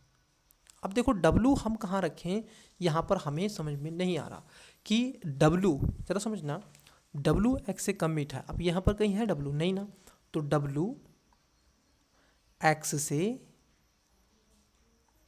कम मीठा है। अब X इसमें नहीं है अभी क्योंकि U है, Z है, V है, Y है, और U से कम स्वास्थ्यवर्धक है, और U से कम स्वास्थ्यवर्धक है कौन, W। तो W U से कम स्वास्थ्यवर्धक है, तो आप यहाँ पर कहोगे, ठीक है, और Z से अधिक आप कहोगे, तो आप ये कहोगे कि ये हो जाएगा U, ठीक है, फिर W, फिर उसके पश्चात Z, फिर उसके बाद Y। अब जरा समझना, यहाँ पर ये जो कह रहे हैं कि W X से कम मीठा है। अब यहाँ पर हमारे पास में ये देख रहा हो, ये मिठास वाला है, इसमें हमें ये नहीं दिख रहा है कि x कितना मीठा है, ठीक है, x नहीं दिख रहा है हमें कि w x से कम मीठा, हमें w का नहीं पता चल रहा है इसमें कि w किससे अधिक मीठा है और किससे कम। स्वास्थ्यवर्धक हमें पता है, लेकिन हम लिखेंगे इसकी बात को कि w x से कम मीठा है, तो x क्या है, w से अधिक मीठा। अब यहाँ पर देखो x नहीं है, नहीं w है, तो इसका इसमें कनेक्शन नहीं बैठ रहा है। बट क्वेश्चन की तरफ हम बढ़ते हैं, आइए आंसर की तरफ देखने का प्रयास करते हैं। सबसे कम मीठा तत्व कौन सा है? अब देखो यहाँ पर सबसे कम मीठा तत्व कौन सा है। अगर आप कब से सबसे कम मीठे तत्व की अगर हम बात करोगे, सबसे कम मीठे तत्व की अगर हम बात कर लेंगे, तो यहाँ पर सबसे जो कम मीठा तत्व है ना, वो क्या होएगा, क्योंकि ये तो इससे अधिक मीठा है। अगर हम इधर इसको बैठा दें, इधर हम इसको बैठा दें बच्चे, किधर, इसको हटाइएगा यहाँ से। अगर हम इसको बैठा दें इधर, मान लीजिए कि x ये है और w, ठीक है, w तो इससे कम है, ठीक है, तो x क्या है, w से अधिक मीठा। तो अगर हम इसको बैठा दें तो सबसे कम मीठा कौन है? देखो क्या आप z कहोगे? नहीं। क्या आप u कहोगे? नहीं। क्या आप x और w में से कहोगे? जी हाँ, मैं कहूँगा w, क्योंकि इसमें w क्या होगा, इससे तो फीका ही होगा ना x से, तो डी बी इसका करेक्ट आंसर आ जाएगा। उसके बाद कह रहे हैं कि निम्नलिखित में से कौन सा सार x से मीठा और स्वास्थ्यवर्धक है। देखो x से क्या है, मीठा है और स्वास्थ्यवर्धक भी है, ठीक है, x से मीठा है और स्वास्थ्यवर्धक भी है। देखो x से मीठा कौन है, x से मीठा y भी है, v भी है, u भी है, z भी है कि नहीं। तो x से मीठा बताओ कौन है, देखो u और y बिल्कुल ये भी हैं, x से मीठे हैं। और स्वास्थ्यवर्धक की हम बात कर लें, x से स्वास्थ्यवर्धक, तो इसमें मुझे जो लग रहा है, अगर आप निर्धारित की बात, तो दे रखा है ऑप्शन, बताइएगा क्या निर्धारित भी कर सकते हैं, बताइएगा क्या निर्धारित भी कर सकते हैं। देखो इसमें क्या है, u और अगर हम देखें स्वास्थ्यवर्धक में, क्योंकि आपका मिठास की बात कर लें तो मिठास कौन से हैं, u और y बिल्कुल है आपके सामने, तो u और y दोनों हम कहेंगे। और ये इससे x से मीठे भी और स्वास्थ्यवर्धक भी आपको देखने के लिए मिलेंगे। निम्नलिखित में से कौन सा सामान्य सार y से मीठा और w से स्वास्थ्यवर्धक है। देखो y से मीठा कौन है, इसमें y से मीठा कौन है, u है, b है, u है, z है। देखते हैं y से मीठा कौन है, तो u है, b है, x तो नहीं है, y से मीठा x तो है ही नहीं। और क्या कह रहे हैं, w से स्वास्थ्यवर्धक। अब देखो w से स्वास्थ्यवर्धक कौन है, यहाँ पर w से स्वास्थ्यवर्धक कौन है, u, ठीक है, w से स्वास्थ्यवर्धक कौन है, u। तो इसका जो करेक्ट आंसर हो जाएगा ऑप्शन नंबर ए हो जाएगा। तो ये स्वास्थ्यवर्धक भी है w से और y से मीठा भी है, ठीक है, ए इसका राइट आंसर हो जाएगा। चलिए, तो ये इस तरीके से आपको बनाना था। अच्छा, सबसे कम स्वार्धक सार कौन सा है। अब देखो सबसे कम, ये पूछा ना, सबसे कम, ठीक है, सबसे कम कौन है, y आपका सबसे कम है यहाँ पे। तो सबसे कम कौन सा है, y इसमें सबसे कम आपका जो आपका स्वास्थ्यवर्धक एक सार के रूप में जाना जाता है। तो करेक्ट आंसर हो जाएगा ऑप्शन नंबर डी। चलिए, बहुत अच्छा क्वेश्चन है, देखिएगा, बहुत ही बेहतरीन क्वेश्चनों में आप इसको शामिल कर सकते हैं, मैं कहूँगा। बताइएगा 45 नंबर का क्वेश्चन, ये आपने CISI पढ़ा होगा, ट्रिपलेट मैटर से आप क्वेश्चन करते हैं, कई अलग अलग तरीके से स्टूडेंट्स क्वेश्चन करते हैं।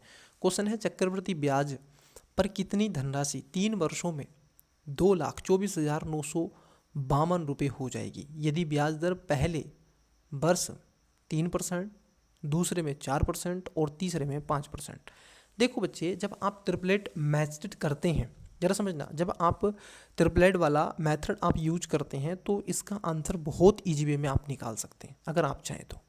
और मैं तो ये कहूँगा आप ऑप्शंस लें तब इसका आंसर आप दें। तो सबसे छोटा ऑप्शंस आप लें, पहले क्या लें, सबसे छोटा ऑप्शंस लें। अब देखो कैसे आपको करना है, सबसे छोटा ऑप्शंस लो। सबसे छोटा ऑप्शंस क्या है, सी मान लेते हैं, मान लीजिएगा, ठीक है, देखेंगे इतनी बनेगी क्या, तो कितना है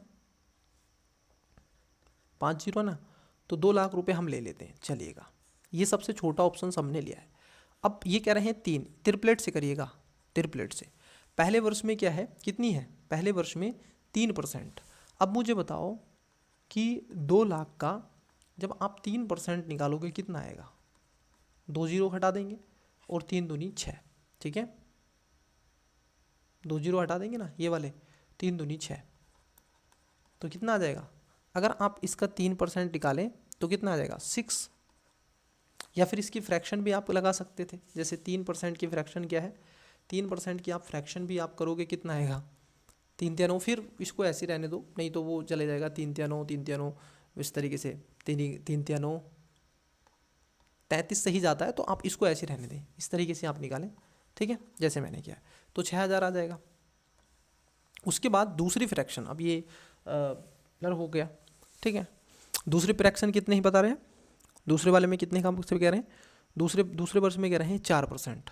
अब देखो दूसरे वर्ष का देखो 4%, 2 लाख का 4% आप निकाल दो, तो 2 जीरो से 2 जीरो कट कर दो, 3 जीरो बचेंगे, और 4 दूनी 8, ये हो जाएगा आपका 8,000। किस पर, 4% पे।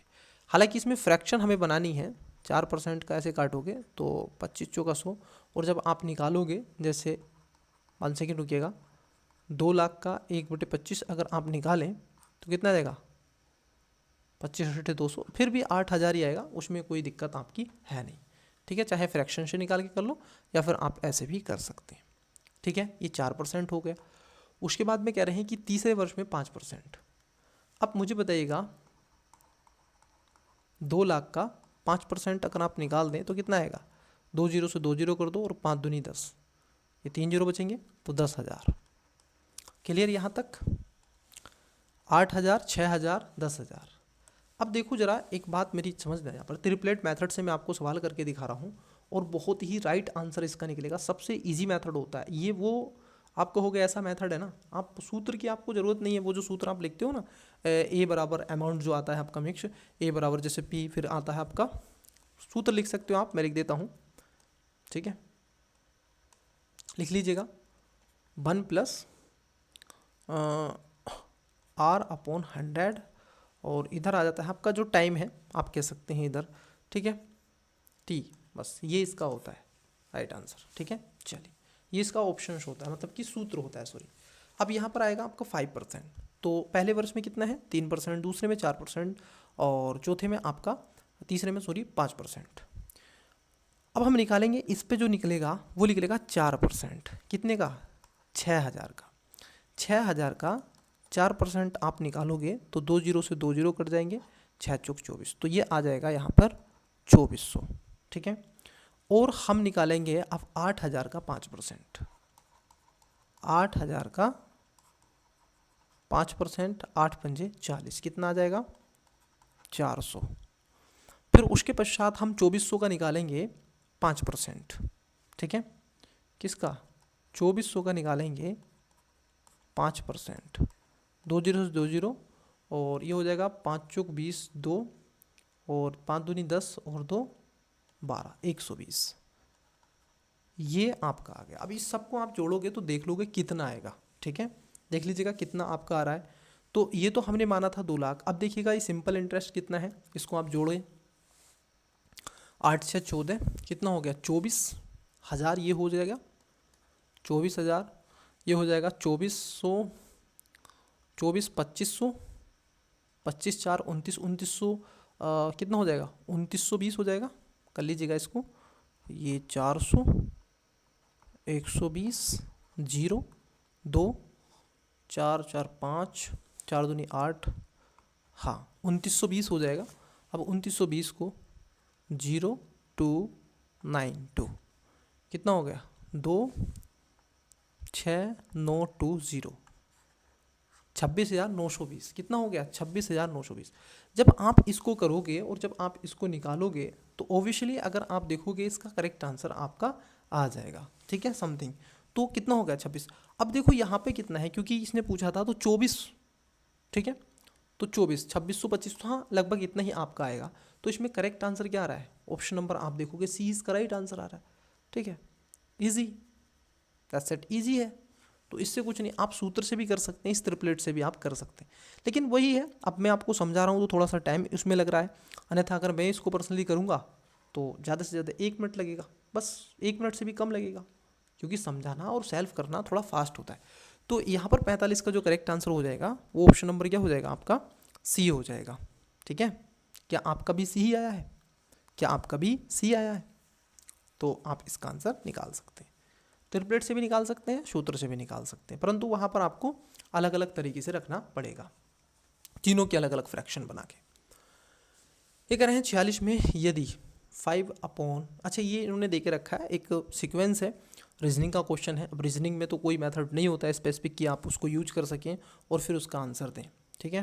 तो आपको ये बताना है, देखिएगा किस तरीके से आपसे पूछा जा रहा है, ठीक है। आपको यूज करके ये लाना होता है, ठीक है।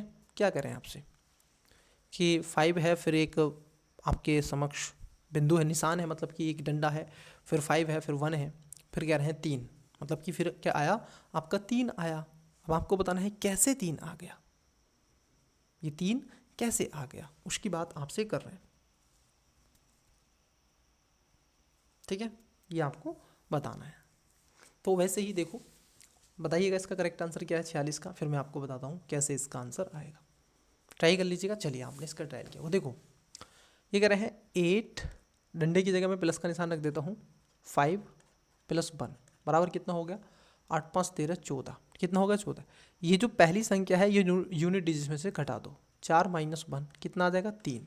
वैसे ही इसको कर देंगे 4 + 9 + 3 बराबर कितना बता रहे हैं 5। कैसे आया 5, देखो ये हो जाएगा 9 13 और ये हो जाएगा 16। अब देखो यूनिट डिजिट में से आपको 1 घटा देना है, तो ये आ जाएगा 16 - 1 5, ठीक है। 6 - 1 5। वैसे ही क्या है, अब यही सीक्वेंस आगे आपका चल रहा है, बस अब सीधे आ जाते हैं क्वेश्चन पर ही कि 6 + 7 + 8 करिएगा, कितना जोड़ रहा है, जोड़ के देखिए 6 + 7 + 8 बराबर कितना 8 6 कितने होते हैं 14, और 7 दूनी 7 21। अब यूनिट डिजिट में से आपको घटाना है। वाह, कितना अच्छा आपके लिए मिला कि यूनिट डिजिट में आपको घटाना है। तो मतलब कि आप देखोगे जब आप 2 में से 1 घटाओगे, क्योंकि ये बड़ा है तो 1 इसका आएगा, 0 नहीं आएगा। कई बच्चे इसमें 0 बता रहे हैं, 0 नहीं आएगा। Correct answer option number B आ जाएगा, क्योंकि 21 है और फिर इसमें अंततः लेते हुए आपको 2 में से घटाना है और उसमें से घटाना है जो बड़ी संख्या है, ठीक है। चलिए, तो इसका राइट आंसर हो जाएगा बी, मतलब कि 1। नेक्स्ट क्वेश्चन भी आपके समक्ष है, बताइएगा इसका राइट आंसर क्या होगा।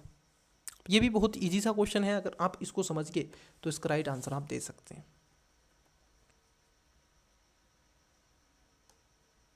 अगर आप इस क्वेश्चन को समझे तो इसका करेक्ट आंसर आप दे सकते हैं।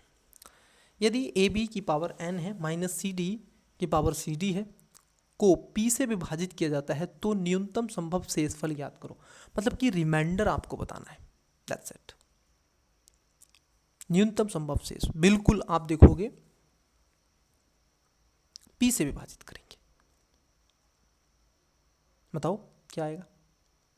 क्योंकि न्यूनतम जो अगर आप देखोगे जो विभाजित है, न्यूनतम अगर आप करोगे इसको तो क्या आएगा, न्यूनतम तो सबसे छोटा क्या है 0 ही होगा। जब n बिल्कुल विभाजित होता है, अगर आप न्यूनतम शेष क्या होगा यही आएगा, दैट्स इट। मतलब कि आपको करना क्या है, आपको a b कितना है इसकी पावर n है माइनस सी डी और सी डी अपॉन p, यही तो करना है।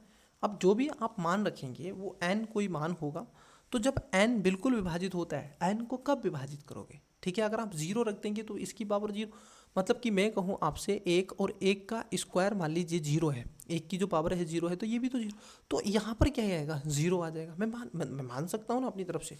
तो न्यूनतम संभव शेषफल पूछा है तो मैं कहूँगा 0 न्यूनतम संभव शेषफल इसका हो जाएगा। नेक्स्ट, ये आपकी केवल थिंक पर आधारित था, अगर आप सोच सकते हैं तो सोचो, अन्यथा आप इसका आंसर नहीं भी दे सकते थे। चलिए नेक्स्ट, उच्च प्रतिस्पर्धी परिच्छेद आपका उच्च प्रतिस्पर्धी जो आपका कंपटीशन है, उच्च प्रतिस्पर्धी निर्वाचन सापेक्ष रूप से स्वतंत्र न्यायपालिका कलहकारी मीडिया और संपन्न नागरिक समाज के साथ हमारा भारत सभी विकासशील देशों में सर्वाधिक सफल लोकतांत्रिक प्रणाली बना हुआ है, फिर भी भारतीय लोकतंत्र तनाव की स्थिति में है। देश के राजनीतिक दल जो देश के विभिन्न सार्वजनिक हितों को इस तरह से समेकित कर सकते हैं जिससे राज्य प्राधिकारियों की जवाबदेहिता सुनिश्चित हो, वे भी तनाव की स्थिति में हैं, ठीक है। वही भारतीय राज्य कि राजनीतिक सत्ता एक ऐसे समय में केंद्रीकृत हो गई है जब भारत का नागरिक समाज इस तरह से संगठित हो गया है कि उससे देश की उल्लेखनीय सामाजिक विविधता प्रदर्शित होती है। भारत के राजनीतिक दलों एवं सरकार की गैर जवाबदेहिता ने भारतीय जनता को एनजीओ और सामाजिक आंदोलनों के माध्यम से संगठित होने के लिए प्रोत्साहित किया है। भारतीय नागरिक, अब भारतीय नागरिक क्या है उसको भी देखते हैं। भारतीय नागरिक समाज के तर्कसंगत विकास ने भारतीयों का राज्य की रूपांतरणकारी शक्ति के प्रति भरोसे को कम किया है और व्यक्तिगत एवं स्थानीय समुदाय की शक्ति के प्रति भरोसे को बढ़ाया है। विकास की प्रक्रिया भारत की सामाजिक समस्याओं के समाधान के लिए किए जाने वाले पहलकारी उपायों के एक बड़े हिस्से को राज्य से समाज की ओर स्थानांतरित कर रही है।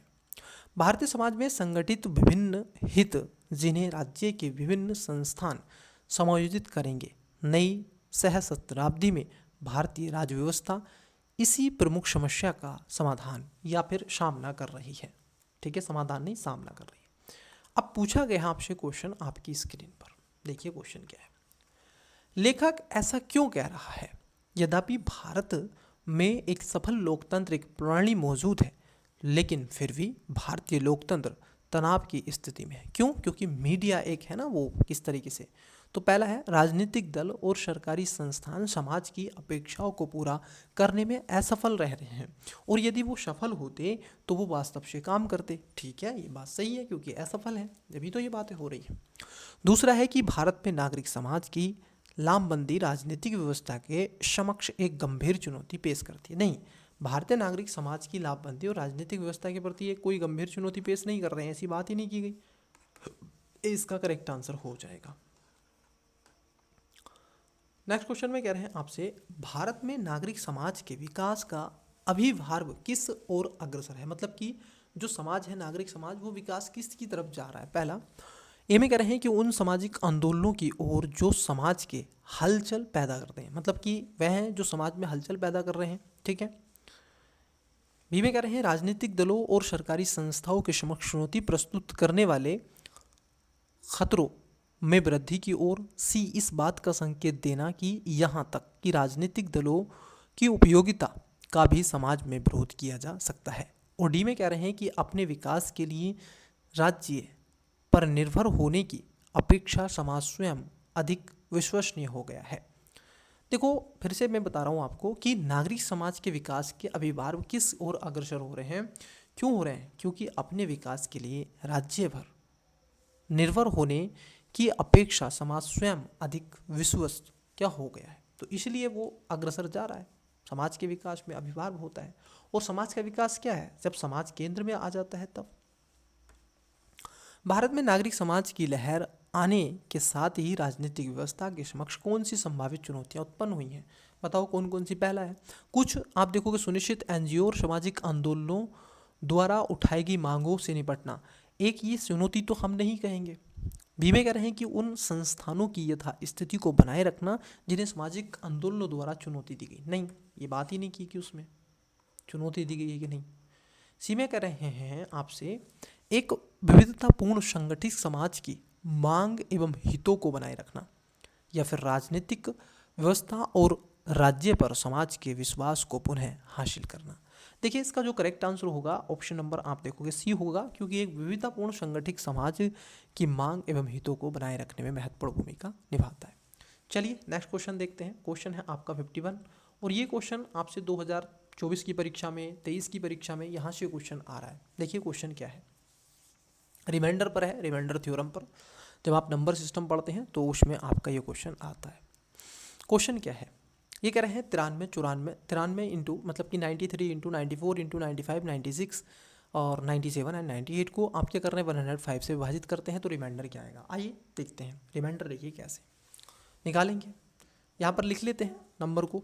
93 इंटू आप भी करिएगा 94 95 96 97 इंटू 98 किससे डिवाइड कर रहे हैं 105 से 105 से। आपको क्या ये विभाजित होता हुआ प्रतीत हो रहा है? कोई संख्या, कोई नंबर है ऐसा जो इसको काट रहा हो? कोई है संख्या? चलिए काटेगा, देखो कैसे नहीं। 5 एक डिवाइड हमारे सामने है तो इधर लिख लेंगे 5, ठीक है।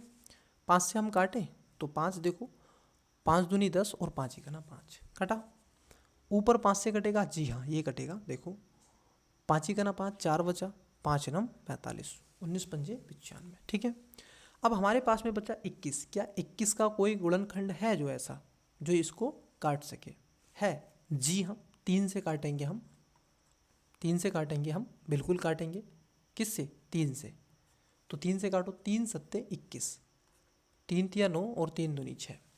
अब कोई इसमें आपको दिख रहा है ऐसा संख्या जो 7 से पूर्णतः रूप से विभाजित हो सके? बताइएगा, कोई ऐसा नंबर आपको दिख रहा है जो 7 से विभाजित हो सके? तो देखिएगा 7 से विभाजित हम करें, अच्छा 93 हो रहा है, 7 ही का ना 7, कितना बचेगा? 7 ही का ना 7, क्योंकि 23 तो नहीं होता है ना, या तो इतनी बड़ी बचेगी 63 फिर कटे, तो 7 ही का ना 7 कितना बचा? 2, तो 22 हो रहा है, नहीं 7 ही का ना 7, ठीक है, कितना बचा? 2, 7 और 2 24, 7 ते 21 होते हैं, नहीं ये भी नहीं, 19 नहीं कटता, 32 नहीं कटता, 97 कटता है, 7 ही का ना 7, कितना बचा? 2, नहीं 27 नहीं होता है, 7 ते 21, 7 चौक 28। अब देखो अगर आप 98 को काटोगे, 7 ही का ना 7, कितना बचा? 2 और 7 चौक 28, तो ये पूरा पूरा कट गया, 14 सत्ते 98, तो ये यहाँ पर पूरा पूरा कट गया। मतलब कि अब इसका रिमाइंडर क्या आएगा? 0, क्योंकि ये संख्या पूरी कट गई है। अगर ये नहीं कटती, मान लीजिए अगर ये 7 से डिवाइड नहीं होती, तो हम तब इसको यहाँ पर मल्टीप्लिकेशन करते जो रिमाइंडर बचता, फिर जो आता अगर संख्या नहीं डिवाइड होती तब। अब तो 0 इसका आंसर आएगा। मान लीजिए नहीं होता तो जब हमने जिससे भाग किया था उसको हम रख लेंगे शेषफल में, जितना आपका आ रहा था। 5 या 15 और 15 का फिर 7 से जो भी आपका आ जाएगा वो इसका राइट आंसर आ जाएगा, ठीक है। तो अब जो इसका करेक्ट आंसर है वो क्या है? ऑप्शन नंबर ए इसका राइट आंसर हो जाएगा, क्योंकि ये संख्या पूर्ण रूप से 105 से डिजिबल है, ठीक है। तो राइट आंसर हो जाएगा ऑप्शन नंबर ए, 0। चलिए नेक्स्ट क्वेश्चन की तरफ बढ़ते हैं। नेक्स्ट क्वेश्चन देखते हैं 52। क्वेश्चन क्या है? क्वेश्चन देखो 0 है। अब यहाँ पर ये क्वेश्चन भी क्या है, ऐसा क्वेश्चन पूछा था यूपीएससी ने, ये क्वेश्चन आपसे पूछा गया है और बहुत अच्छा क्वेश्चन है। ये फैक्टर है बच्चे, ध्यान रखेंगे। ये जो आपको दिख रहा है ना ऐसे क्वेश्चन मार्क की तरह लग रहा है कि अर्धविराम वाला जो चिन्ह है ये, ठीक है, ये फैक्टोरियल हम इसको कहते हैं। क्या कहते हैं? इसको फैक्टोरियल के नाम से जाना जाता है। तो बताइएगा इसका राइट आंसर क्या है। इसमें 0 डिजिट बताने हैं। ये 2023 में भी ऐसा 24 में क्वेश्चन आपसे पूछा गया था। ये कह रहे हैं 3 की पावर कितना है? 4 का 4 है, 3 की पावर 4 फैक्टोरियल, 4 इंटू 4 की पावर कितना है? 5 factorial into that that that dash 19 की पावर 20 फैक्टोरियल और 20 की पावर 21 फैक्टोरियल। तो शून्यों की संख्या ज्ञात करो। मैंने इसके पार्ट नंबर 1 में भी बताया था, शून्य कब बनता है? जब आपका 5 इंटू 2 का अगर आप मल्टीप्लिकेशन करोगे तो आपको क्या मिलेगा? 0 मिलेगा। तो हम क्या करेंगे, हम 0 निकालने के लिए, देखो इसमें 2 अधिक होंगे। क्यों अधिक होंगे? देखो आपका 4 में होगा 2, 6 में होगा, 8 में होगा, ठीक है, 10 में, 12 में, उसके अलावा 14 में, 16 में, ठीक है, 18 में और 20 में। मतलब कि इसमें 2 क्या है, 2 के जो डिविजिबल हैं वो बहुत ज़्यादा हैं। तो हम 2 का नहीं लेते हैं, हम 5 का ले लेते हैं, क्योंकि 5 और 2 के ही संयोग से बनता है 0, ठीक है। तो हम 5 और 2 के संयोग से लेंगे। तो देखो क्या आ जाएगा 5 की पावर क्या हो जाएगी? 5 की पावर हो जाएगी 6 फैक्टोरियल, क्योंकि 1 का बढ़ गया है। जैसे 3 की पावर 4 फैक्टोरियल है, 4 की फैक्टोरियल 4 की पावर 5 फैक्टोरियल है, तो 5 की पावर 6 फैक्टोरियल इनटू, जरा समझना, इनटू फिर उसके बाद में क्या लोगे? 5 कहाँ पर आएगा? फिर 5 का जो मल्टीप्लिकेशन वो होगा 10, 10 की जो पावर आएगी कितनी आएगी? 11 फैक्टोरियल, ठीक है। उसके बाद 15 की पावर कितनी होगी? 16 फैक्टोरियल, ठीक है। उसके बाद आप देखोगे 15 के बाद में सीधा 20 आ रहा है, 19 17 18 कुछ नहीं, सीधा 20 की पावर क्या आ जाएगी? 21 फैक्टोरियल। अब आपको क्या करना है? ये सब जोड़ देना है। क्यों जोड़ देना है ज़रा मुझे बताइएगा। जब आप लिखोगे इसमें, मैं कहूँ आपका फैक्टोरियल हो या कुछ हो, तो आप कहोगे महोदय ये कितने आएंगे, मतलब कि 5 के कितने आएंगे? अगर आप 6 फैक्टोरियल में लिखोगे तो इतने आ जाएंगे। जैसे मानो इसमें एक अज्यूम करो कि इसको फैक्टोरियल ना मान करके आप मानेंगे, चलिए मान लीजिएगा 5 की पावर 6 है, तो इसका मतलब क्या होता है कि 5 को आप 6 बार लिखोगे। ऐसे लिखोगे कि नहीं? ये लिखोगे कि नहीं भाई? ये लिखोगे, बताइएगा। अगर मैं गलत हूँ तो ये बताइएगा। तो आप इस तरीके से 5 को लिखोगे 6 बार, ठीक है। अब 6 बार जब आप 5 को लिखोगे तो इसके लिए आपको 6 ही 2 होने चाहिए, तभी तो आप क्या कर सकते हैं, 0 बना सकते हैं। 5 के साथ में 6 2 होने चाहिए।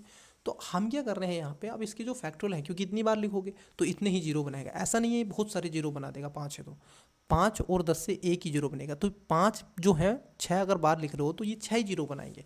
तो हम अब इसको यहीं पर जोड़ लेंगे, ठीक है। ये इजी है, ये बिल्कुल उसी कॉन्सेप्ट पर है जो आपका 24 में पूछा गया था। ये क्वेश्चन ऐसा क्वेश्चन आया था, लेकिन ये एडवांस है, वो फैक्टोरियल पर नहीं था। उसने घात दे के रखी थी, जैसे एक की पावर दुगनी है, एक है तो 2 हो गया, उसकी पावर फिर 2 है तो 4 हो गया, मतलब कि 3 फिर 4, इस तरीके से था, ठीक है। तो ये आ जाएगा 6 factorial plus 11 factorial plus 16 factorial plus 20 factorial. जोड़ दीजिएगा इसको, सबको कितना हो जाएगा। जब आप इस सबको जोड़ देंगे तो इसका राइट आंसर आपके समक्ष आ जाएगा। हालांकि इन्होंने जोड़ा नहीं है, केवल इतना ही पूछा है। जब जोड़ा नहीं है तो हम भी नहीं जोड़ेंगे, ऑप्शंस दे के रखा है 6 factorial plus 11 factorial plus 16 factorial plus 21 factorial, ठीक है। कितना है, 21 फैक्टोरियल है। 21 होगा क्या यहाँ पे, 21 फैक्टोरियल, सॉरी 20 नहीं है, क्योंकि हम फैक्टोरियल जोड़ रहे हैं तो 21 फैक्टोरियल हम लेंगे यहाँ पे, ठीक है। 21 फैक्टोरियल, सॉरी 21 फैक्टोरियल। तो यही इसका आंसर हो जाएगा। ईजी था, कुछ तो था नहीं। चलिए नेक्स्ट क्वेश्चन बताइएगा। बहुत ही बढ़िया क्वेश्चन है, ये भी आपकी स्क्रीन पर है, क्वेश्चन बहुत ही अच्छा है। एक दुकानदार ने 19, 7 और 13 रुपए की 3 अलग अलग किताबें वाला एक बॉक्स खरीदा। मतलब कि एक बॉक्स है और 19 वाला है, एक 7 है और एक 13 रुपए में, ठीक है। 3 अलग अलग किताबों वाला एक बॉक्स खरीदा। बॉक्स में 7 रुपए की 2 किताबें और 9 रुपए की एक किताब। जरा समझना, ये 3 बॉक्स खरीदे हैं ऐसे। मान लीजिएगा ये 7 वाला था, ये 19 वाला था और ये एक 13 वाला था। तो ये कह रहे हैं 7 रुपये की 2 किताबें, ठीक है। बॉक्स में 7 रुपये की 2 किताबें, मान लीजिएगा इसमें 2 किताबें, और 19 रुपये की एक किताब, मान लीजिएगा 19 की एक किताब। और इन सभी किताबों में निवेश की गई राशि की कुल जो गुणनफल है ना, वो कितना आया है, इन्होंने गुणनफल दे के रखा है 1,57,339, ये इतना रुपए है। तब पूछा है कि उन किताबों की संख्या ज्ञात कीजिए जिनकी कीमत 3 रुपये है। अब आपको बताना है किन की कीमत 3 रुपये है, बताओ। कुछ समझ में आ रहा है, नहीं आ रहा है, आ जाएगा। आइए एक एक करके अब बताते हैं आपको। देखिए इन्होंने क्या है, कुछ किताबें खरीदी हैं, मैं फिर से समझा देता हूँ ताकि आपको समझ में आ जाए, क्योंकि ये क्वेश्चन आपकी थिंग्स पर आधारित होते हैं, ठीक है। 1,57,339 ये रुपए की बैठी है। इन्होंने कहा कि ये बॉक्स हमने खरीदे हैं, तो ये कह रहे हैं कि 7 रुपये की 2 किताबें खरीदी, 7 की। मुझे बताओ, अगर वो बॉक्स में 7 रुपये की 2 किताबें वो खरीद रहा है, 19 की एक खरीदा है 19, 7 की कितनी खरीदा है 2, 7, और फिर वो कह रहा है कि 13 रुपये की कितनी किताबें खरीदेगा। तो 13 की कितनी किताबें खरीदेगा ये मान लेंगे, बराबर कितना है 1,57,339। जब आप इसका गुणन बनाएंगे, गुणनखंड करेंगे, तो आप पाएंगे कि ये इजी तरीके से आ जाएगा, ठीक है। जब इसको आप करोगे, इसको फिर काटोगे, ठीक है, ये ए का मान निकल करके आ जाएगा, तो ए इधर आ जाएगा, ठीक है। आप इसको सोल्व कर ले कैलकुलेटर से, ठीक है। 7 7 49 फिर 13, फिर इसका आप करोगे तो ये आ जाएगा। तो जब आप देखोगे टोटल कितना आ जाएगा 169, और ये किसका आता है 13 तेरियम 169, मतलब कि 13 की आप 2 किताबें खरीदोगे।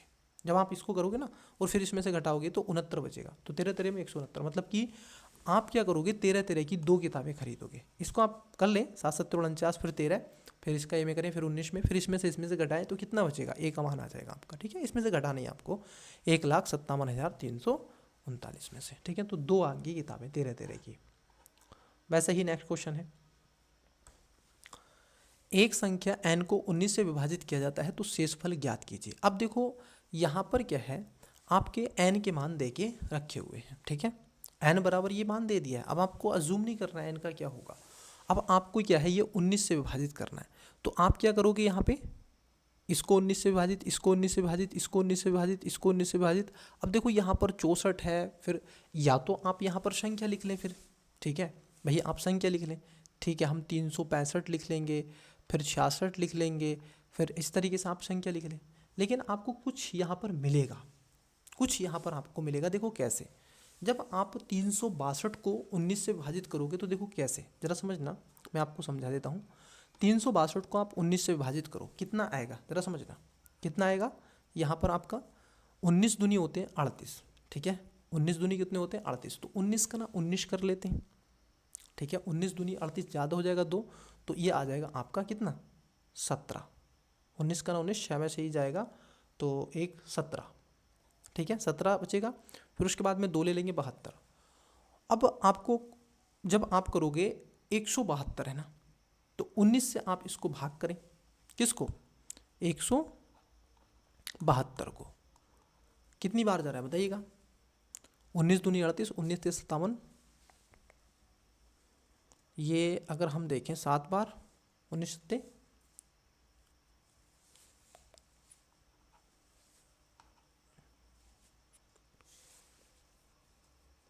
133, 6 बार 7 बार 19, 8 बार 8 बार चला जाएगा। 19 निमा 171 होते हैं, जी हाँ 19 निमा 171 होते हैं, 9 बार जा रहा है ना, ठीक है 9 बार जा रहा है, ठीक है। 9 नम 81, 1 8, ठीक है 19 निमा 171, ठीक है 19 निमा 171 होते हैं, ठीक है। तो देखो यहाँ पर आपका जो रिमाइंडर बच रहा है वो कितना बच रहा है, एक रिमाइंडर बच रहा है, ज़रा समझना। जब आप संख्या को डिवाइड करते हैं 362 को, तो रिमाइंडर कितना बच रहा है, एक। याद रखना, जब संख्या आप 362 को 19 से विभाजित कर रहे हैं तो रिमाइंडर कितना आ रहा है बच्चे, रिमाइंडर आ रहा है एक, ठीक है। जब रिमाइंडर आपका एक आ रहा है, अब मुझे आप बताओ, अब मैं आपसे कुछ पूछना चाहता हूँ, अब मैं आपसे कुछ पूछना चाहता हूँ, क्या जब आप 363 को करोगे तो रिमाइंडर कितना आएगा 2, फिर कितना आएगा 3, फिर कितना आएगा 4, फिर कितना आएगा 5, फिर कितना आएगा 6, फिर कितना आएगा 7, फिर कितना आएगा 8, फिर कितना आएगा 9, बस यही आएगा, क्योंकि संख्याएं 62 से शुरू हैं, ठीक है। 62, 63, 64, फिर आपका 65, 66, 67, 68, मैंने काउंट करने के लिए लिखा है केवल। देखो 1 2 3 4 5 6 7 8 9, अब यही इतनी होनी चाहिए, 1 2 3 4 5 6 7, 1 2 3 4 5 6 7 8, ठीक है, हाँ एक ही आ जाएगा 9। अब आपको ये संख्या 19 से डिवाइड कर देनी है, कुछ नहीं करना है, बस आप करते चले जाओ और करते चले जाओ, ठीक है। जब आप इसको करोगे तो आप शेषफल निकाल लोगे। जैसे देखो 9 अट्ठे 72, 19 दूनी 38, 19 ते 57, ठीक है 19 दूनी 38, 19 ते 57 और 19 चौक 76। अब ये ज़्यादा हो जाएगा तो आप काटो, 72 को काट लो, चलो ठीक है। 19 दूनी 38, 19 ते 57, तो इसमें से 57 घटा दो, 12 में से 7 जाएगा, 7 5 12 होते हैं, यहाँ पर आ गया 15, ठीक है। तो यहाँ से दो संख्याएं घटा दो, एक को भी यहाँ से ख़त्म कर दो क्योंकि एक की मल्टीप्लिकेशन इतनी रहेगी, यह हो जाएगा आपका 2 इंटू 3 इंटू 4 इंटू 5 इंटू 6 और इंटू 7, और इधर लिख लेंगे आप 15 इंटू 15, फिर 19 से कर दो इसको, 15 पंजे कितने होते हैं 75 होते हैं, ठीक है। यहाँ से इसको हटा दो, अब 75 को 19 से कर दो, 19 चौक 76, तो अब देखो फिर भी क्या हो रहा है, आपका 18 बच रहा है, ठीक है 18 बच रहा है, चलो 18 बच रहा है। अब यहाँ से कितना आ जाएगा, अब मैं ऊपर से संख्या हटा रहा हूँ, तो इस तरीके से आप करोगे तो इसका राइट आंसर निकाल लोगे। अब तुम्हें एक एक बस इसमें से शेषफल बचता चला जाएगा, आप इसका आंसर निकाल लोगे। तो जब आप इसको करोगे, ऐसे सोल्व करते रहोगे, मल्टीप्लिकेशन करते रहोगे, ठीक है, इनको सबको डिवीजन करके, तो इसका राइट आंसर आप निकाल लोगे, ठीक है। इसमें कुछ, अब तो मल्टीप्लिकेशन ही करना है आपको, फिर डिवाइड करते रहना, तो इस तरीके से आप इसका आंसर निकाल सकते हैं, ठीक है। चलिए, तो जब आप इस तरीके से इसका आंसर निकाल दोगे तो इसका जो करेक्ट आंसर आप निकालोगे, जैसे आप इसको यहीं पर कर ले मल्टीप्लिकेशन, तो जैसे यहाँ पर हो जाएगा 3 दूनी 6 और 6 पंजे कितने होते हैं 30, ये 6 चौक 24 और 6 पंजे 30 और 5 सत्ते 35, ठीक है। और फिर उधर कितना बच रहा था आपका 18 तो उसको लिख करके आप डिवाइड कर देंगे। तो इसमें जो राइट आंसर आएगा वो क्या आ जाएगा, तो अगर आप देखोगे इसमें प्राप्त करोगे तो कितना आ जाएगा, 18 इसका शेषफल आ जाएगा। ठीक है, तो करेक्ट आंसर होगा ऑप्शन नंबर सी। करिएगा आप, बिल्कुल इजी तरीके से आ जाएगा जिस तरीके से मैंने आपको बताया है।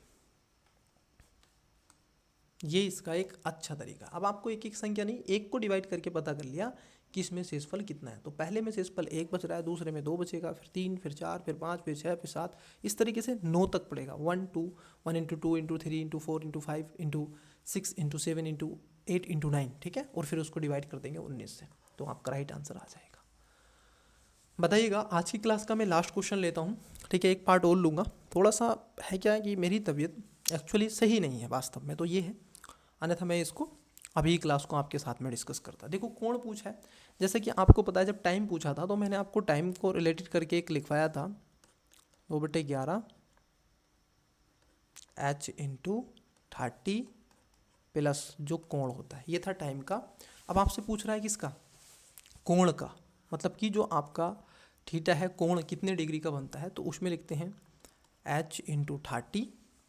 ठीक है, h इंटू, या फिर इसको हम कहेंगे 30 इंटू एच कह सकते हैं, आपकी जो इच्छा हो, लेकिन आप करेंगे 30